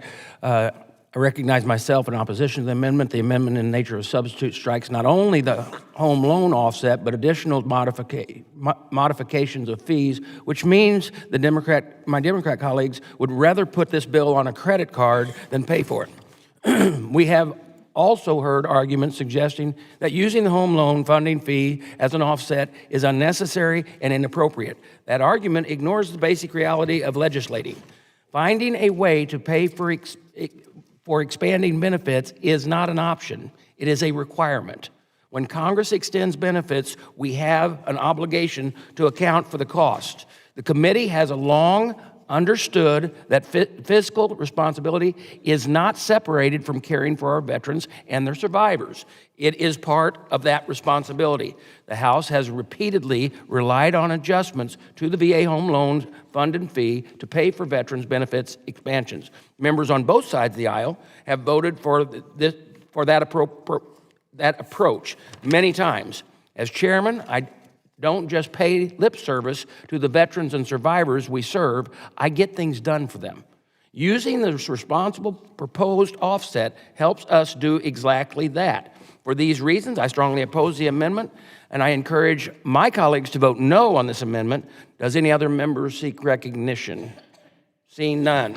The question now occurs on agreeing to the Takano amendment, to the amendment in the nature of substitute. Those in favor say aye. Aye. Those opposed, no. No. In the opinion of chair, the noes have it, and it is not agreed to. Mr. Chairman, I request a vote. Recorded vote is requested. A record vote has been requested pursuant to committee rules. The vote will be postponed. I now recognize Representative Dexter for amendment number 14 to amendment in the nature of a substitute. Mr. Chairman, I have an amendment at the Clerk shall report the amendment. Dexter amendment. I ask unanimous consent that further reading of the amendment in the nature of the amendment be dispensed with without objection so ordered. The gentlewoman is recognized for 5 minutes to explain her amendment. Thank you, Mr. Chair. There is no question that this committee must come together to raise dependency and indemnity compensation and special monthly compensation. Our veterans and their families have carried the weight of service and sacrifice for this nation. They deserve benefits that reflect that sacrifice and allow them to not just survive, but live with dignity. In my district and in this committee room, I continue to hear the same message. We are not doing enough. Disabled veterans, caregivers, and surviving families are struggling to keep up with rising costs. Many are making impossible choices just to get by. That is entirely unacceptable. I strongly support meaningful increases to these benefits, and I am committed to working with my colleagues to identify a responsible and sustainable way to fund them. The VA Home Loan Program represents a promise. It is a commitment that when the veteran returns home, this country will ensure they have access to safe, stable, and affordable places to call home. My amendment strikes the proposed fee increases on the interest rate reduction refinance loan, the IRRRL, or IRL, and on loan assumptions as offsets in this proposal. When a veteran seeks to refinance their mortgage through the IRL program, it is often because they need economic relief. Increasing that fee raises housing costs at the very moment they are trying to lower them. For veterans already at risk of foreclosure, that added burden can be devastating. Similarly, increasing the fee on loan assumptions makes it harder for service members and veterans to relocate when duty calls or when life circumstances change. It limits flexibility and traps families in financial situations that may no longer serve them. For veterans who have already signed their home loans, changing the rules midstream undermines trust. It shifts the terms after the promise has been made. That is not how we should treat the men and women who have served this country. When veterans answered the call to serve, this nation made a promise in return. The VA Home Loan Program is part of that promise. It provides stability, security, and a foundation for economic opportunity. We have a moral obligation to honor their service. We also have a practical obligation to ensure that in our effort to increase benefits, we do not create new financial strain that pushes veterans farther behind. I stand ready to work with my colleagues to find a better path to fund these urgently needed increases, one that strengthens support for veterans without undermining the programs they rely on. I urge support for this amendment. Thank you, Mr. Chair. I yield back. Gentlewoman yields back. I recognize myself in opposition to the amendment. This amendment to the ANS would strike all the offsets in the bill except for the offset to extend home loan fund fees. I appreciate the minority trying to include a pay-for this bill, but unfortunately this proposal pay-for does not cover the cost necessary to provide these critical benefits increases to survivors and severely disabled veterans. In 2019, Congress enacted the Blue Water Navy Vietnam Veterans Act of 2019. extending the presumption of the Agent Orange exposure for veterans who served in the offshore waters of Vietnam. I proudly supported this bill, as did Ranking Member Takano. In that bill, we increased the fees to deliver benefits to deserving groups of veterans, the exact same thing we're trying to do today. On November 11, 2022, the ranking member stated, and it's been said here before, as chairman of the House Veterans Affairs Committee, it was my privilege to write and lead the passage of the Blue Water Vietnam Veterans Act of 2019 and see it signed into law by Republican President Trump. As the author of this landmark bill, I would expect the ranking member to remember the pay-for decision that had to be made at the time. To get that bill to President Trump's desk, it relied in part on adjustments to the VA home loan funding fee to cover the cost. This was a major VA benefit expansion. It was debated, it was scored, it was paid for, and it was bipartisan because it was going to accomplish a good thing for veterans and their families. That is how responsible legislation works.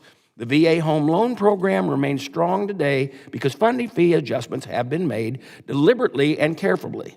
Millions of veterans continue to use the program to achieve the American dream of home ownership.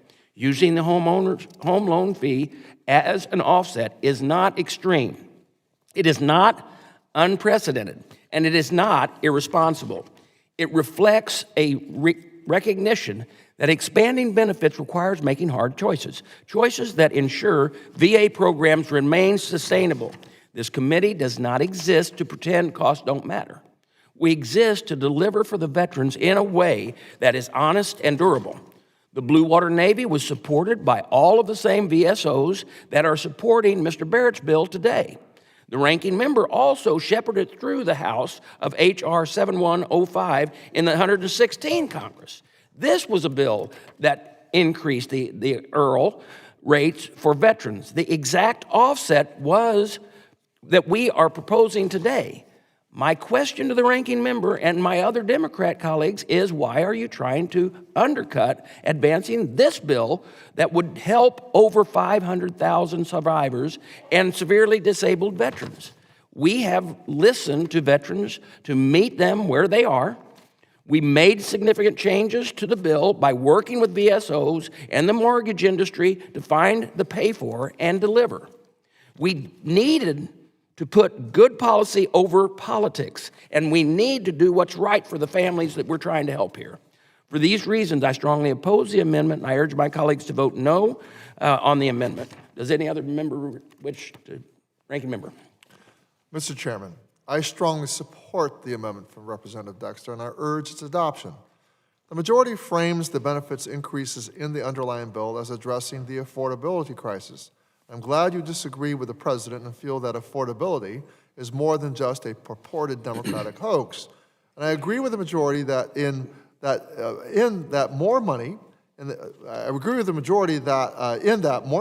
the hands of catastrophically injured veterans, their caregivers and survivors, irrespective of how much, is a good thing and helps with affordability. But Mr. Chairman, if we are sincerely concerned about affordability, and I believe we all are, why on earth would we choose to help one side of the equation and then do harm to the other, as this bill does?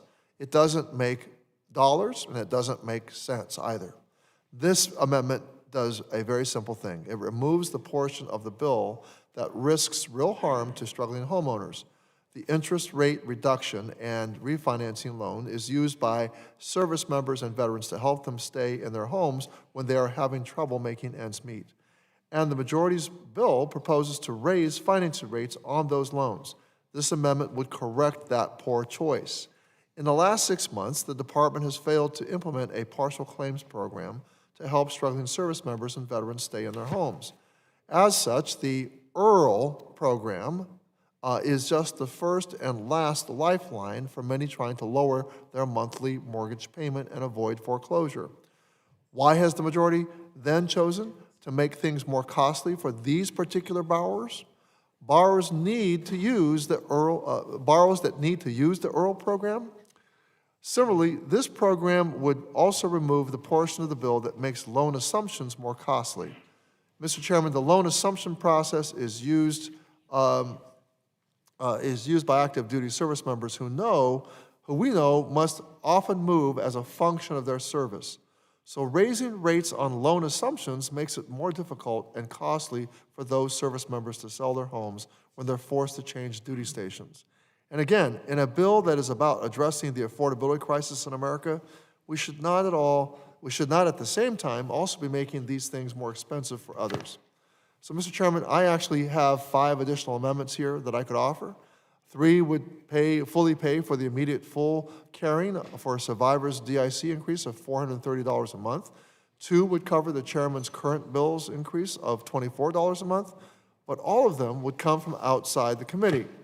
Now, the first one would pay for the full Caring for Survivors Act, the full $430 a month DIC increase by delaying the bonus depreciation tax break given to businesses in the big beautiful bill for somewhere between 15 and 20 months. It would raise more than $40 billion. Easy. Our bill today would be fully paid for. The second would take $40 billion from the money set aside to plus up ICE detention facilities in the big, beautiful bill to pay for the full DIC increase. ICE would still have $5 billion to pay for detention facility expansion in the near term. The $40 billion is money that isn't scheduled to be used for a couple of years, and appropriators could come back and refill it before then if Congress thinks it's still needed. And what's more important, getting survivors these benefits now or more ICE prisons in 2028, which is more important, getting survivors these benefits now or more ICE prisons in 2028 or 2032? Third, we could fund IRS enforcement actions, which would raise over $40 billion in mandatory money that, again, would pay for the full $430 a month to pay for caring for survivors. Fourth, earlier we talked about slightly decreasing the bump in the estate tax exemption that we got in the big, beautiful bill. If instead we delayed the increase for the big, beautiful bill for 3 years but allowed continued adjustments for inflation in the meantime, we could pay for the majority's current bill. The fifth option is to take $5 billion out of the COWTEF fund to pay for this immediate increase and then have appropriators backfill the money and repay the toxic exposure fund. The other night I was speaking with Ranking Member Wasserman Schultz on the floor, and she told me that appropriators could find the $5 billion for an important cause. Now, I don't know if any of this will change your mind, but I can't look at what's happening in my district and across the country and say that service members, veterans, and their families should pay more. This is a genuine offer. If any of these 5 options will appeal to any of my Republican colleagues, I will work with you on them. I will give you the amendment, and it can be your bill. But seeing as how, Mr. Chairman, I'm running out of time. I yield back. Gentleman yields back. Is anyone else seeking recognition? The question is now occurs on the Dexter amendment to the amendment in the nature of a substitute. All those in favor say aye.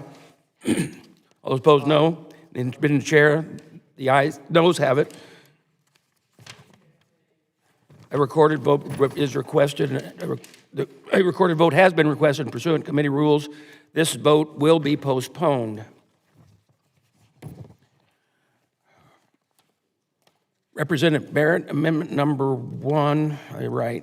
I now recognize Representative Barrett to offer an amendment to the amendment in the nature of a substitute to H.R. 6447. Thank you, Mr. Chairman. I have an amendment at the desk. The clerk shall report the amendment. Barrett, I amendment. ask unanimous consent that further reading of the amendment is dispensed with. Without objection, so ordered. The gentleman is recognized for 5 minutes to explain his amendment. Thank you, Mr. Chairman, ranking member, members of this committee. I've been here quite a long time this morning. My amendment would expand benefits for Guard and Reserve members by allowing them to use the VA home loan program earlier than they otherwise would qualify. Currently, they would have to either serve an active duty period of time, or they would have to fulfill their initial 6-year enlistment in order to qualify for the VA home loan program. This is actually, amendment is identical to my bill, H.R. 7009, the Home Affordability for Guard and Reserve Act, with one change that allows the Secretary of Defense to be made aware of individuals who are now eligible for this benefit expansion. My amendment would make every day spent in uniform count for earning this important housing benefit, as I said, allowing them to qualify far earlier than they otherwise would. By accessing this benefit earlier, they would pay an additional premium on top of the VA home loan funding fee because they are qualifying separately than the fully vested benefit that members otherwise would. This will allow over 1,000 Guard and Reserve members each year to use the VA home loan while generating additional revenue that we can use for the offset in this particular bill. It lowers the cost of home ownership for Guard and Reserve members by expanding access to the VA home loan, helping younger military families become first-time homeowners while encouraging them to plant roots and keep their skills in the communities that they serve. I personally served a number of decades in the Michigan National Guard, and I know that these are, generally speaking, hometown local veterans or service members who serve and live in their communities and work full-time in other capacities outside the military. In addition, I also want to speak quickly on my bill that we are considering, H.R. 6047, the Sharri, Briley, and Eric Edmundson Veteran Expansion Act. I'm not going to fatigue and belabor the point, but I will just say, as Mr. McGarvey pointed out, we have not significantly or in any meaningful way expanded this benefit since 1993. I would remind members of this committee that was in the very first year of President Bill Clinton's term of office. We've had Republican presidents, we've had Democrat presidents since then. We've had Republican majorities and Democrat majorities in the United States House of Representatives and the United States Senate since then.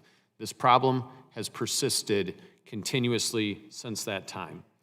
And as I pointed out on the day we brought up this bill for a committee hearing, the status quo continues to belabor and fatigue the point where inaction becomes the only other option. And I didn't come here to do inaction. I came here because I was dissatisfied with the status quo in our country, and I wanted to contribute to changing that. I spent a great deal of time with Sharri, Briley, and Tamara Sipes when they came here to testify on this bill, in addition to the Edmundson family. And the night before we took testimony, I took Sharri and Tamara through our United States Capitol building and showed them really the wonderful history that we have in our United States Capitol that stands as a monument to our country and our republic. And I told them that I would commit to doing everything we could to get this done on their behalf, but that this would not be the last and final step. This is a down payment on the benefits that they deserve, and any uncomfortability anybody has on voting on this bill pales in comparison to the life sentence that these surviving spouses face every single day. I know we have some of them here today, and I deeply appreciate their willingness to participate in this committee. I urge my colleagues to make this a bipartisan effort to get this done and to not let this be the final step in the process. I thank all of the committee members who have participated in this. I've had a number of conversations with Republican and Democrat colleagues to try and make this the best product that we can within the limits in which we have to operate. And with that, Mr. Chairman, I'll yield back. Gentleman yields back. I now recognize myself to speak on the amendment. Representative Barrett's amendment would expand the VA home loan to a new population of veterans. House Republicans and the Trump administration fighting hard to expand economic opportunities and end the disastrous economic policies left over from the Biden administration. It is more important than ever to promote the benefits of service that make home ownership a reality for millions of service members and veterans. The VA home loan is the benefit with the 0% PMI and lower interest rates. Representative Barrett's amendment would ensure home ownership is more attainable for our National Guard and Reserve, who play an important role defending our nation. When we need our guardsmen, they step up and serve. This bill would allow guardsmen and reserve with 14 days of active service to access VA home loan at rates 1% higher than active duty service members. This includes training. Those 14 days includes training. I support the common sense change and applaud to Congressman Barrett for championing the effort to expand the economic opportunity. Does any other member seek recognition? Ranking member. Mr. Chairman, I appreciate Mr. Barrett's amendment and fully support providing parity and benefits between active duty and reserve component benefits. Every day in uniform should count, whether duty status, whatever DOD duty status has you in. However, and it said whatever duty status DOD has you in. However, what I don't like is creating a lower tier of benefits for National Guardsmen and reservists, especially when it is to charge them a higher fee and make money off of them to pay for other veterans' benefits. If the principle is parity, the same benefits for the same work, then everyone should be paying the same fee. Congress and this committee purposely went to one fee for everyone in 2019 when we passed the Blue Water Navy Vietnam Veterans Act. I don't see why we would go away from what we did then. Luckily, this amendment inadvertently makes almost all National Guard and Reservist service members eligible for the VA home loan at the current rates without an additional fee after they complete basic and individual skills training, which I fully support. In doing so, though, this amendment creates a fiscal hole in the majority's bill. This bill will not be fully paid for based on the practices the majority has forced upon every other piece of legislation. They're making an exception for this one.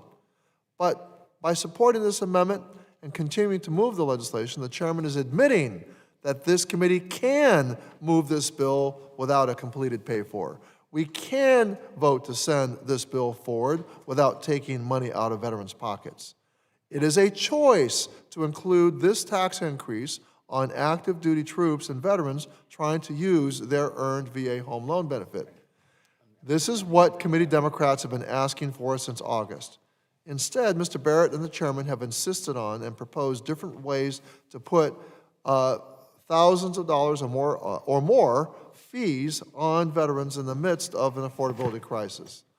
I will vote in support of this amendment, and look forward to the chairman equally applying to both Republican and Democratic legislation his newfound position that completed pay-fors are not required to send bills to the full House, and I will continue to oppose H.R. 6047 as long as it's taking money out of veterans' pockets and reducing their earned benefits.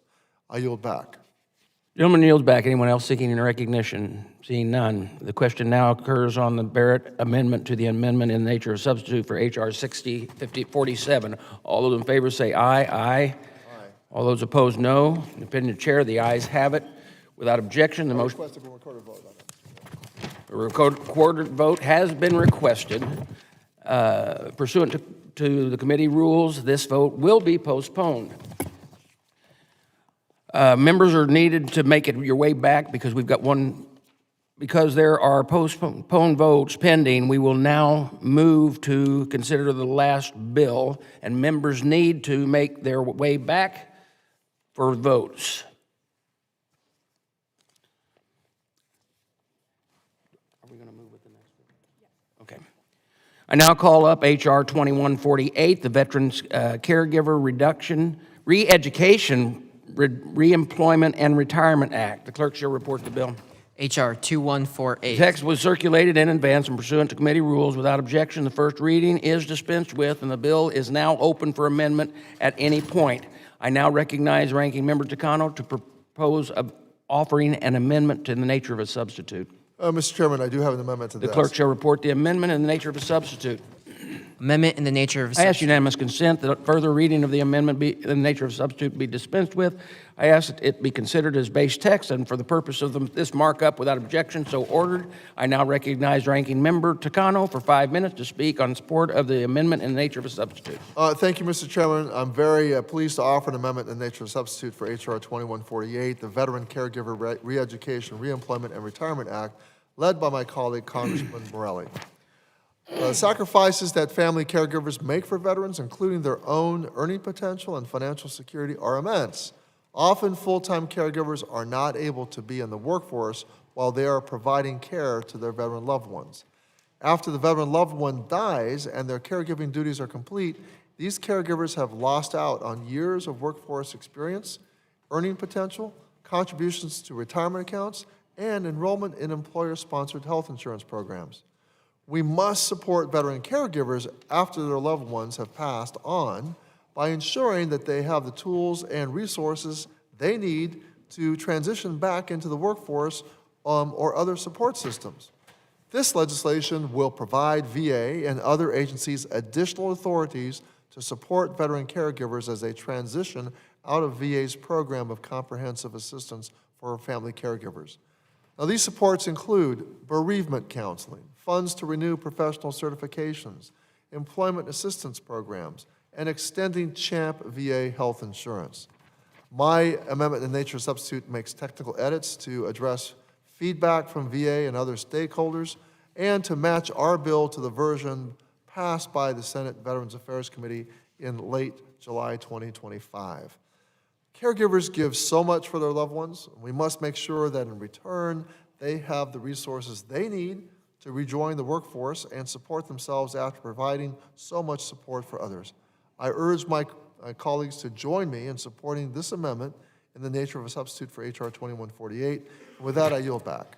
The gentleman yields back, and I now recognize myself in support of the amendment. The Veterans Caregivers Reeducation, Reemployment, and Retirement Act by Representative Morell would expand certain medical, employment, and transition benefits for individuals serving as family caregivers for eligible veterans. Family caregivers often pause or leave the workforce to provide full-time care. This can create challenges when that caregiver role ends. This bill would provide extended medical coverage, employment assistance, studies on workforce reentry, and retirement options for former caregivers.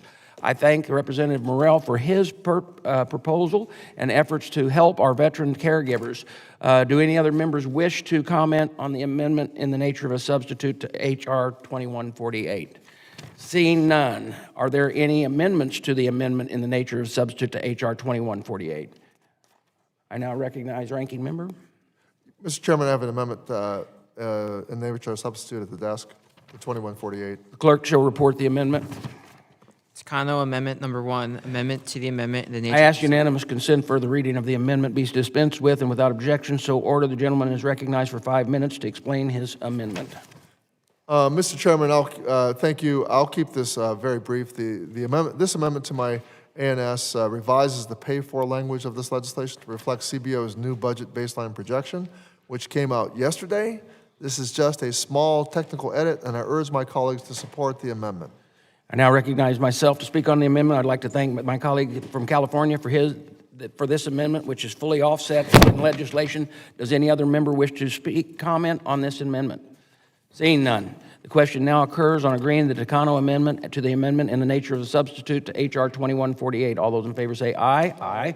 All those opposed, no. In the opinion of the chair, the ayes have it. Without objection, the motion to reconsider is laid on the table. Are there any further amendments to the amendment in the nature of a substitute for H.R. 2148? Hearing none, the question now occurs on agreeing to the amendment in the nature of a substitute to H.R. 2148. All those in favor say aye. Aye. All those opposed, nay. The opinion of the chair, the ayes have it, and the amendment of the nature of substitute is agreed to. The motion to reconsider is laid on the table, and now I recognize Ranking Member Takano for a motion. Mr. Chairman, I move that H.R. 2148, as amended, be reported favorably to the House. Okay, let me get this done. The question is on favorably reporting H.R. 2148 as amended to the full House. All those in favor say aye. Aye. Aye. In the opinion of the chair, those opposed say no. In the opinion of the chair, the ayes have it. The motion is agreed to. H.R. 2148 as amended is reported favorable to the House. Mr. Chairman, pursuant to House Rule 11, Clause 2, I give notice of intent to file minority supplemental additional or dissenting views on 2148 as amended. Without objection. There are a number of other committees meeting at this time. This is such an important vote that I want members' voices to be heard. In an effort to get all the committee members here to vote, I'm going to take a brief recess, and the committee will stand in recess subject to the call of the chair. How long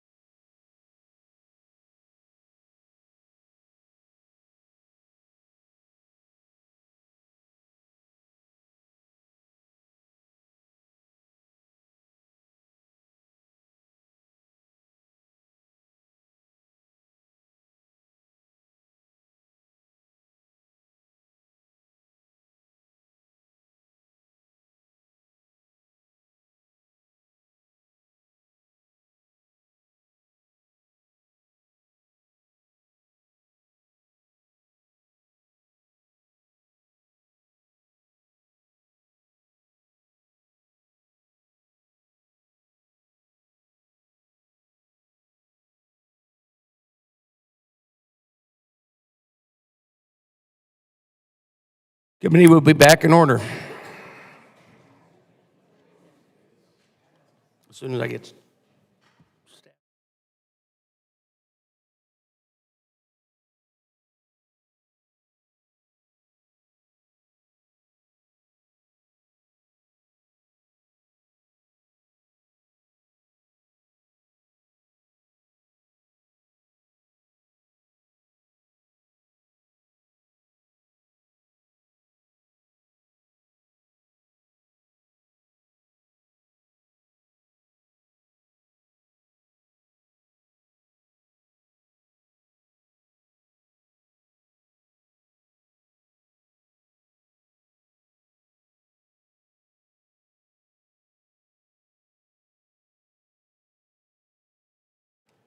Okay, because we're using our system here, we are going to do a test vote as soon as all members return from the hallway. I know it. Yep.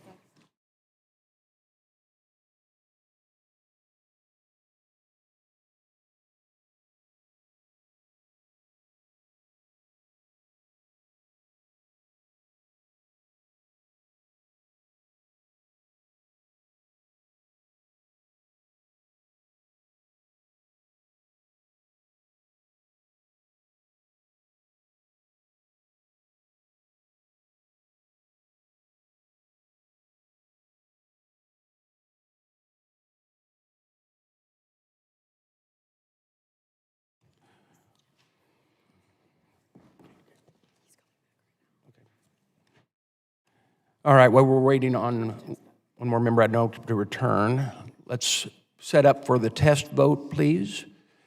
And your test vote is going to be on the following question. Have you bought your Valentine present for your significant other? Have you bought your Valentine present for your significant other? Oh, we're having trouble. That's why we do test votes.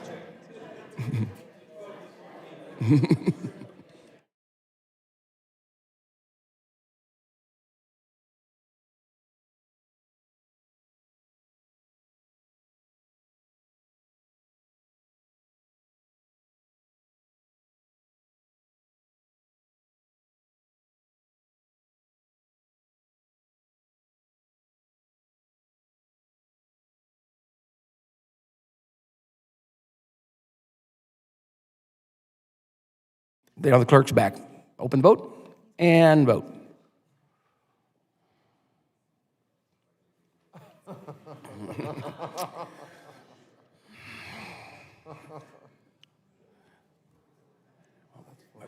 Murphy, Barrett. Mr. Barrett, is your button not working? Is it on? Point toward the clerk.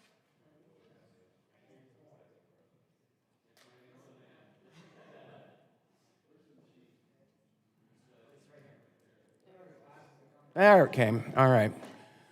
Well, according to the vote, it looks like 13 of you need to get busy. 14 need to get busy. And is Burton here? He's walking in, right? Okay. No. You did. Check your button to make sure it works first, though. Okay. Well, they've been pressed this week.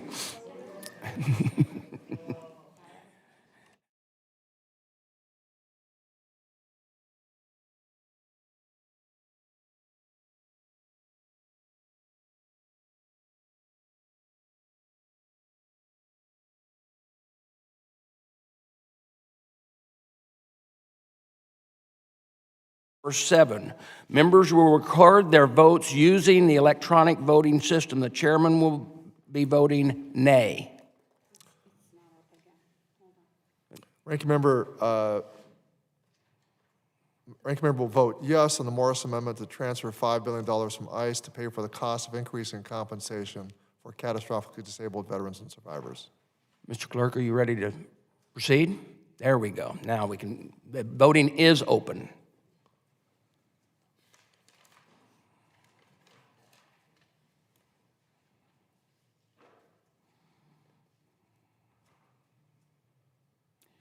Have all members voted? Does any member wish to change their vote? On this vote, the yeses are 11, the noes are 12. The amendment is not adopted. Okay, we're going on to. The question now occurs on agreeing to amendment number 7 to amend the amendment in the nature of a substitute offered by Representative Dr. Conaway to H.R. 6047. Members will record their vote using the electronic voting system. The chair will be voting nay. Ranking Member Takano votes aye on the Conaway amendment, which will ensure that the increased home loan rates from this bill will only apply to those who join the armed services after the date of enactment. Open the vote. The voting is now open.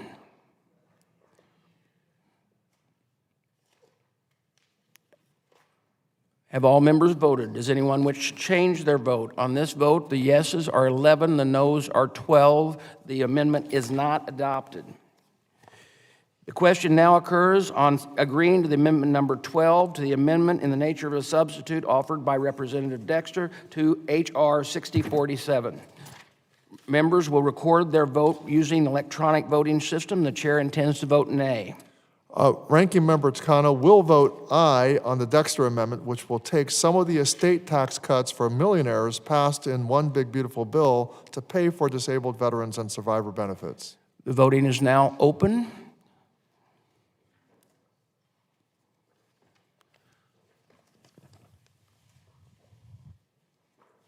Have all members voted? Does any member wish to? Now, has all members voted? Has anyone wish to change their vote? Hearing none, the yeses are 11, the noes are 12. The amendment is not agreed to. The question now occurs on agreeing to the amendment number 13 to the amendment in the nature of a substitute offered by Representative Takano to H.R. 6047. Members will record their vote using electronic system. The chairman intends to vote nay. Ranking Member Takano will vote aye on his amendment to move this bill forward while working on finding a bipartisan pay for and stripping the tax increase on troops and veterans. Clerk will open the vote. Voting is now open.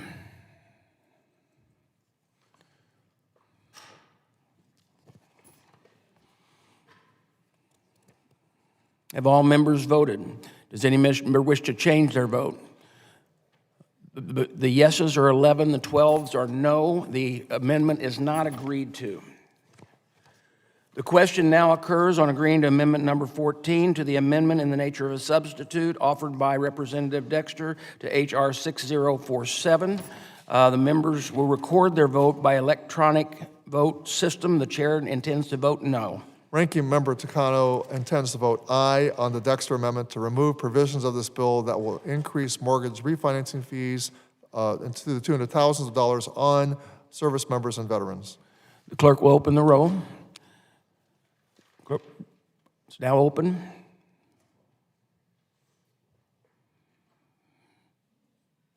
Have all members voted? Have anyone wish to change their vote? On this vote, there are 11 yeses, 12 noes. The amendment is not agreed to. Postpone vote proceedings on the Barrett Amendment. The question now occurs on agreeing to the amendment in the nature of a substitute offered by Representative Barrett to H.R. 6047.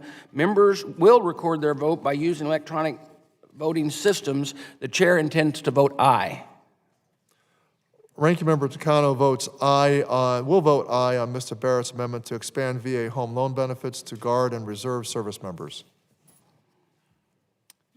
Voting is now open.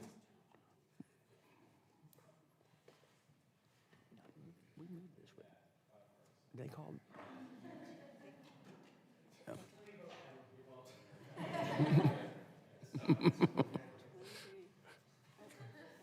Okay.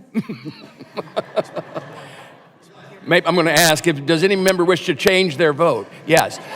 Yes, on this vote, there are 23 yeses, 0 noes. The question now occurs on agreeing to the amendment in the nature of a substitute to H.R. 6047 as amended. All those in favor say aye. Aye. Those opposed, no. No. And in the opinion of the chair, the ayes have it, and the amendment Request a in recorded vote, Mr. Chairman. a recorded vote has been requested. Members will record their vote using the electronic voting system. The chair intends to vote aye. The ranking member intends to vote no on the amendment in the nature of substitute that will raise mortgage fees on American service members and veterans. The voting is now open.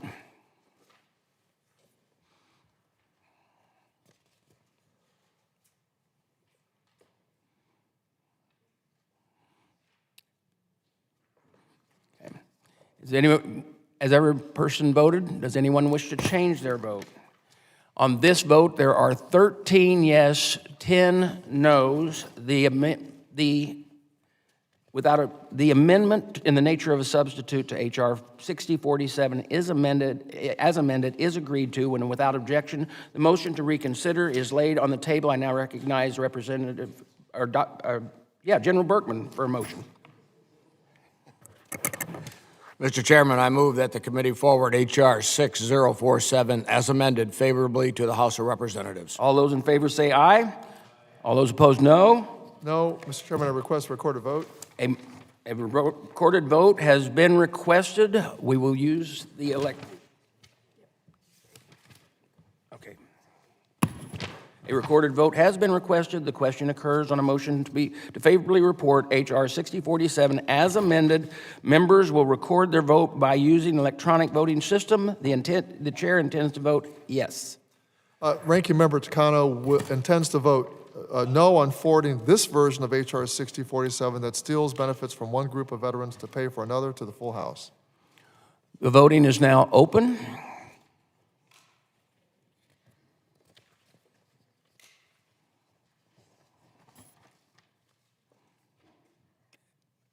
If all voted who wish, does anyone wish to change their vote? On this vote, there are 13 yes, 10 no. H.R. 6047 as amended is favorably reported, and without objection, the motion to reconsider is laid on the table. Do you have a closing? Does the rank? Yeah, Mr. Chairman, pursuant to House Rule 11, Clause 2, I give notice of intent to file minority supplemental, additional, or dissenting views on H.R. 6047 as amended. Without objection. No closing. Okay, this concludes our markup. The committee has voted to report favorable 5 bills to the full House. I ask unanimous consent that the committee staff has authorized making technical, clear, and comfortable changes to the bill favorably reported today, without objection. But before we wrap up, I know everybody's leaving. I think I need to put this in the record and makes up. Look, from today's markup, this leaves a kind of a stark stain on the good work of the committee that we were created to do. The people who voted no on this, that we just reported out, the bill to increase VA benefits for severely disabled, paralyzed veterans, as well as survivors of service members who were killed in action. As a veteran, it is beyond pale to me that our ranking member has led many of his members in this bill of gotcha. I don't believe a hidden agenda on this bill should be used for politics. The point of this bill is to reaffirm a promise to hundreds of thousands of American families that their service was not in vain. And this committee and America has got their back. As chairman, that's my priority. As a veteran, that's my priority. And as veterans who are up here, this bill is crafted on behalf of over 20 organizations who represent 4.9 million veterans' voices, some of which of those people are voiceless, who have said the time to get this bill done is now. Not next year, not 5 years, right now. That is my mission and Representative Barrett's mission, and that's why it's a good bill. I hope my Democrat colleagues will take a moment to reflect why they serve on the VA committee and put politics aside and vote for a good bill with things that you have voted for before, or the ones that have been here when you were in the majority. These same offsets. And to have this argument all day long is not good for the people we're trying to serve. Now, certain things were brought up, and I believe that we can move forward, but we still got to follow the rules of this House.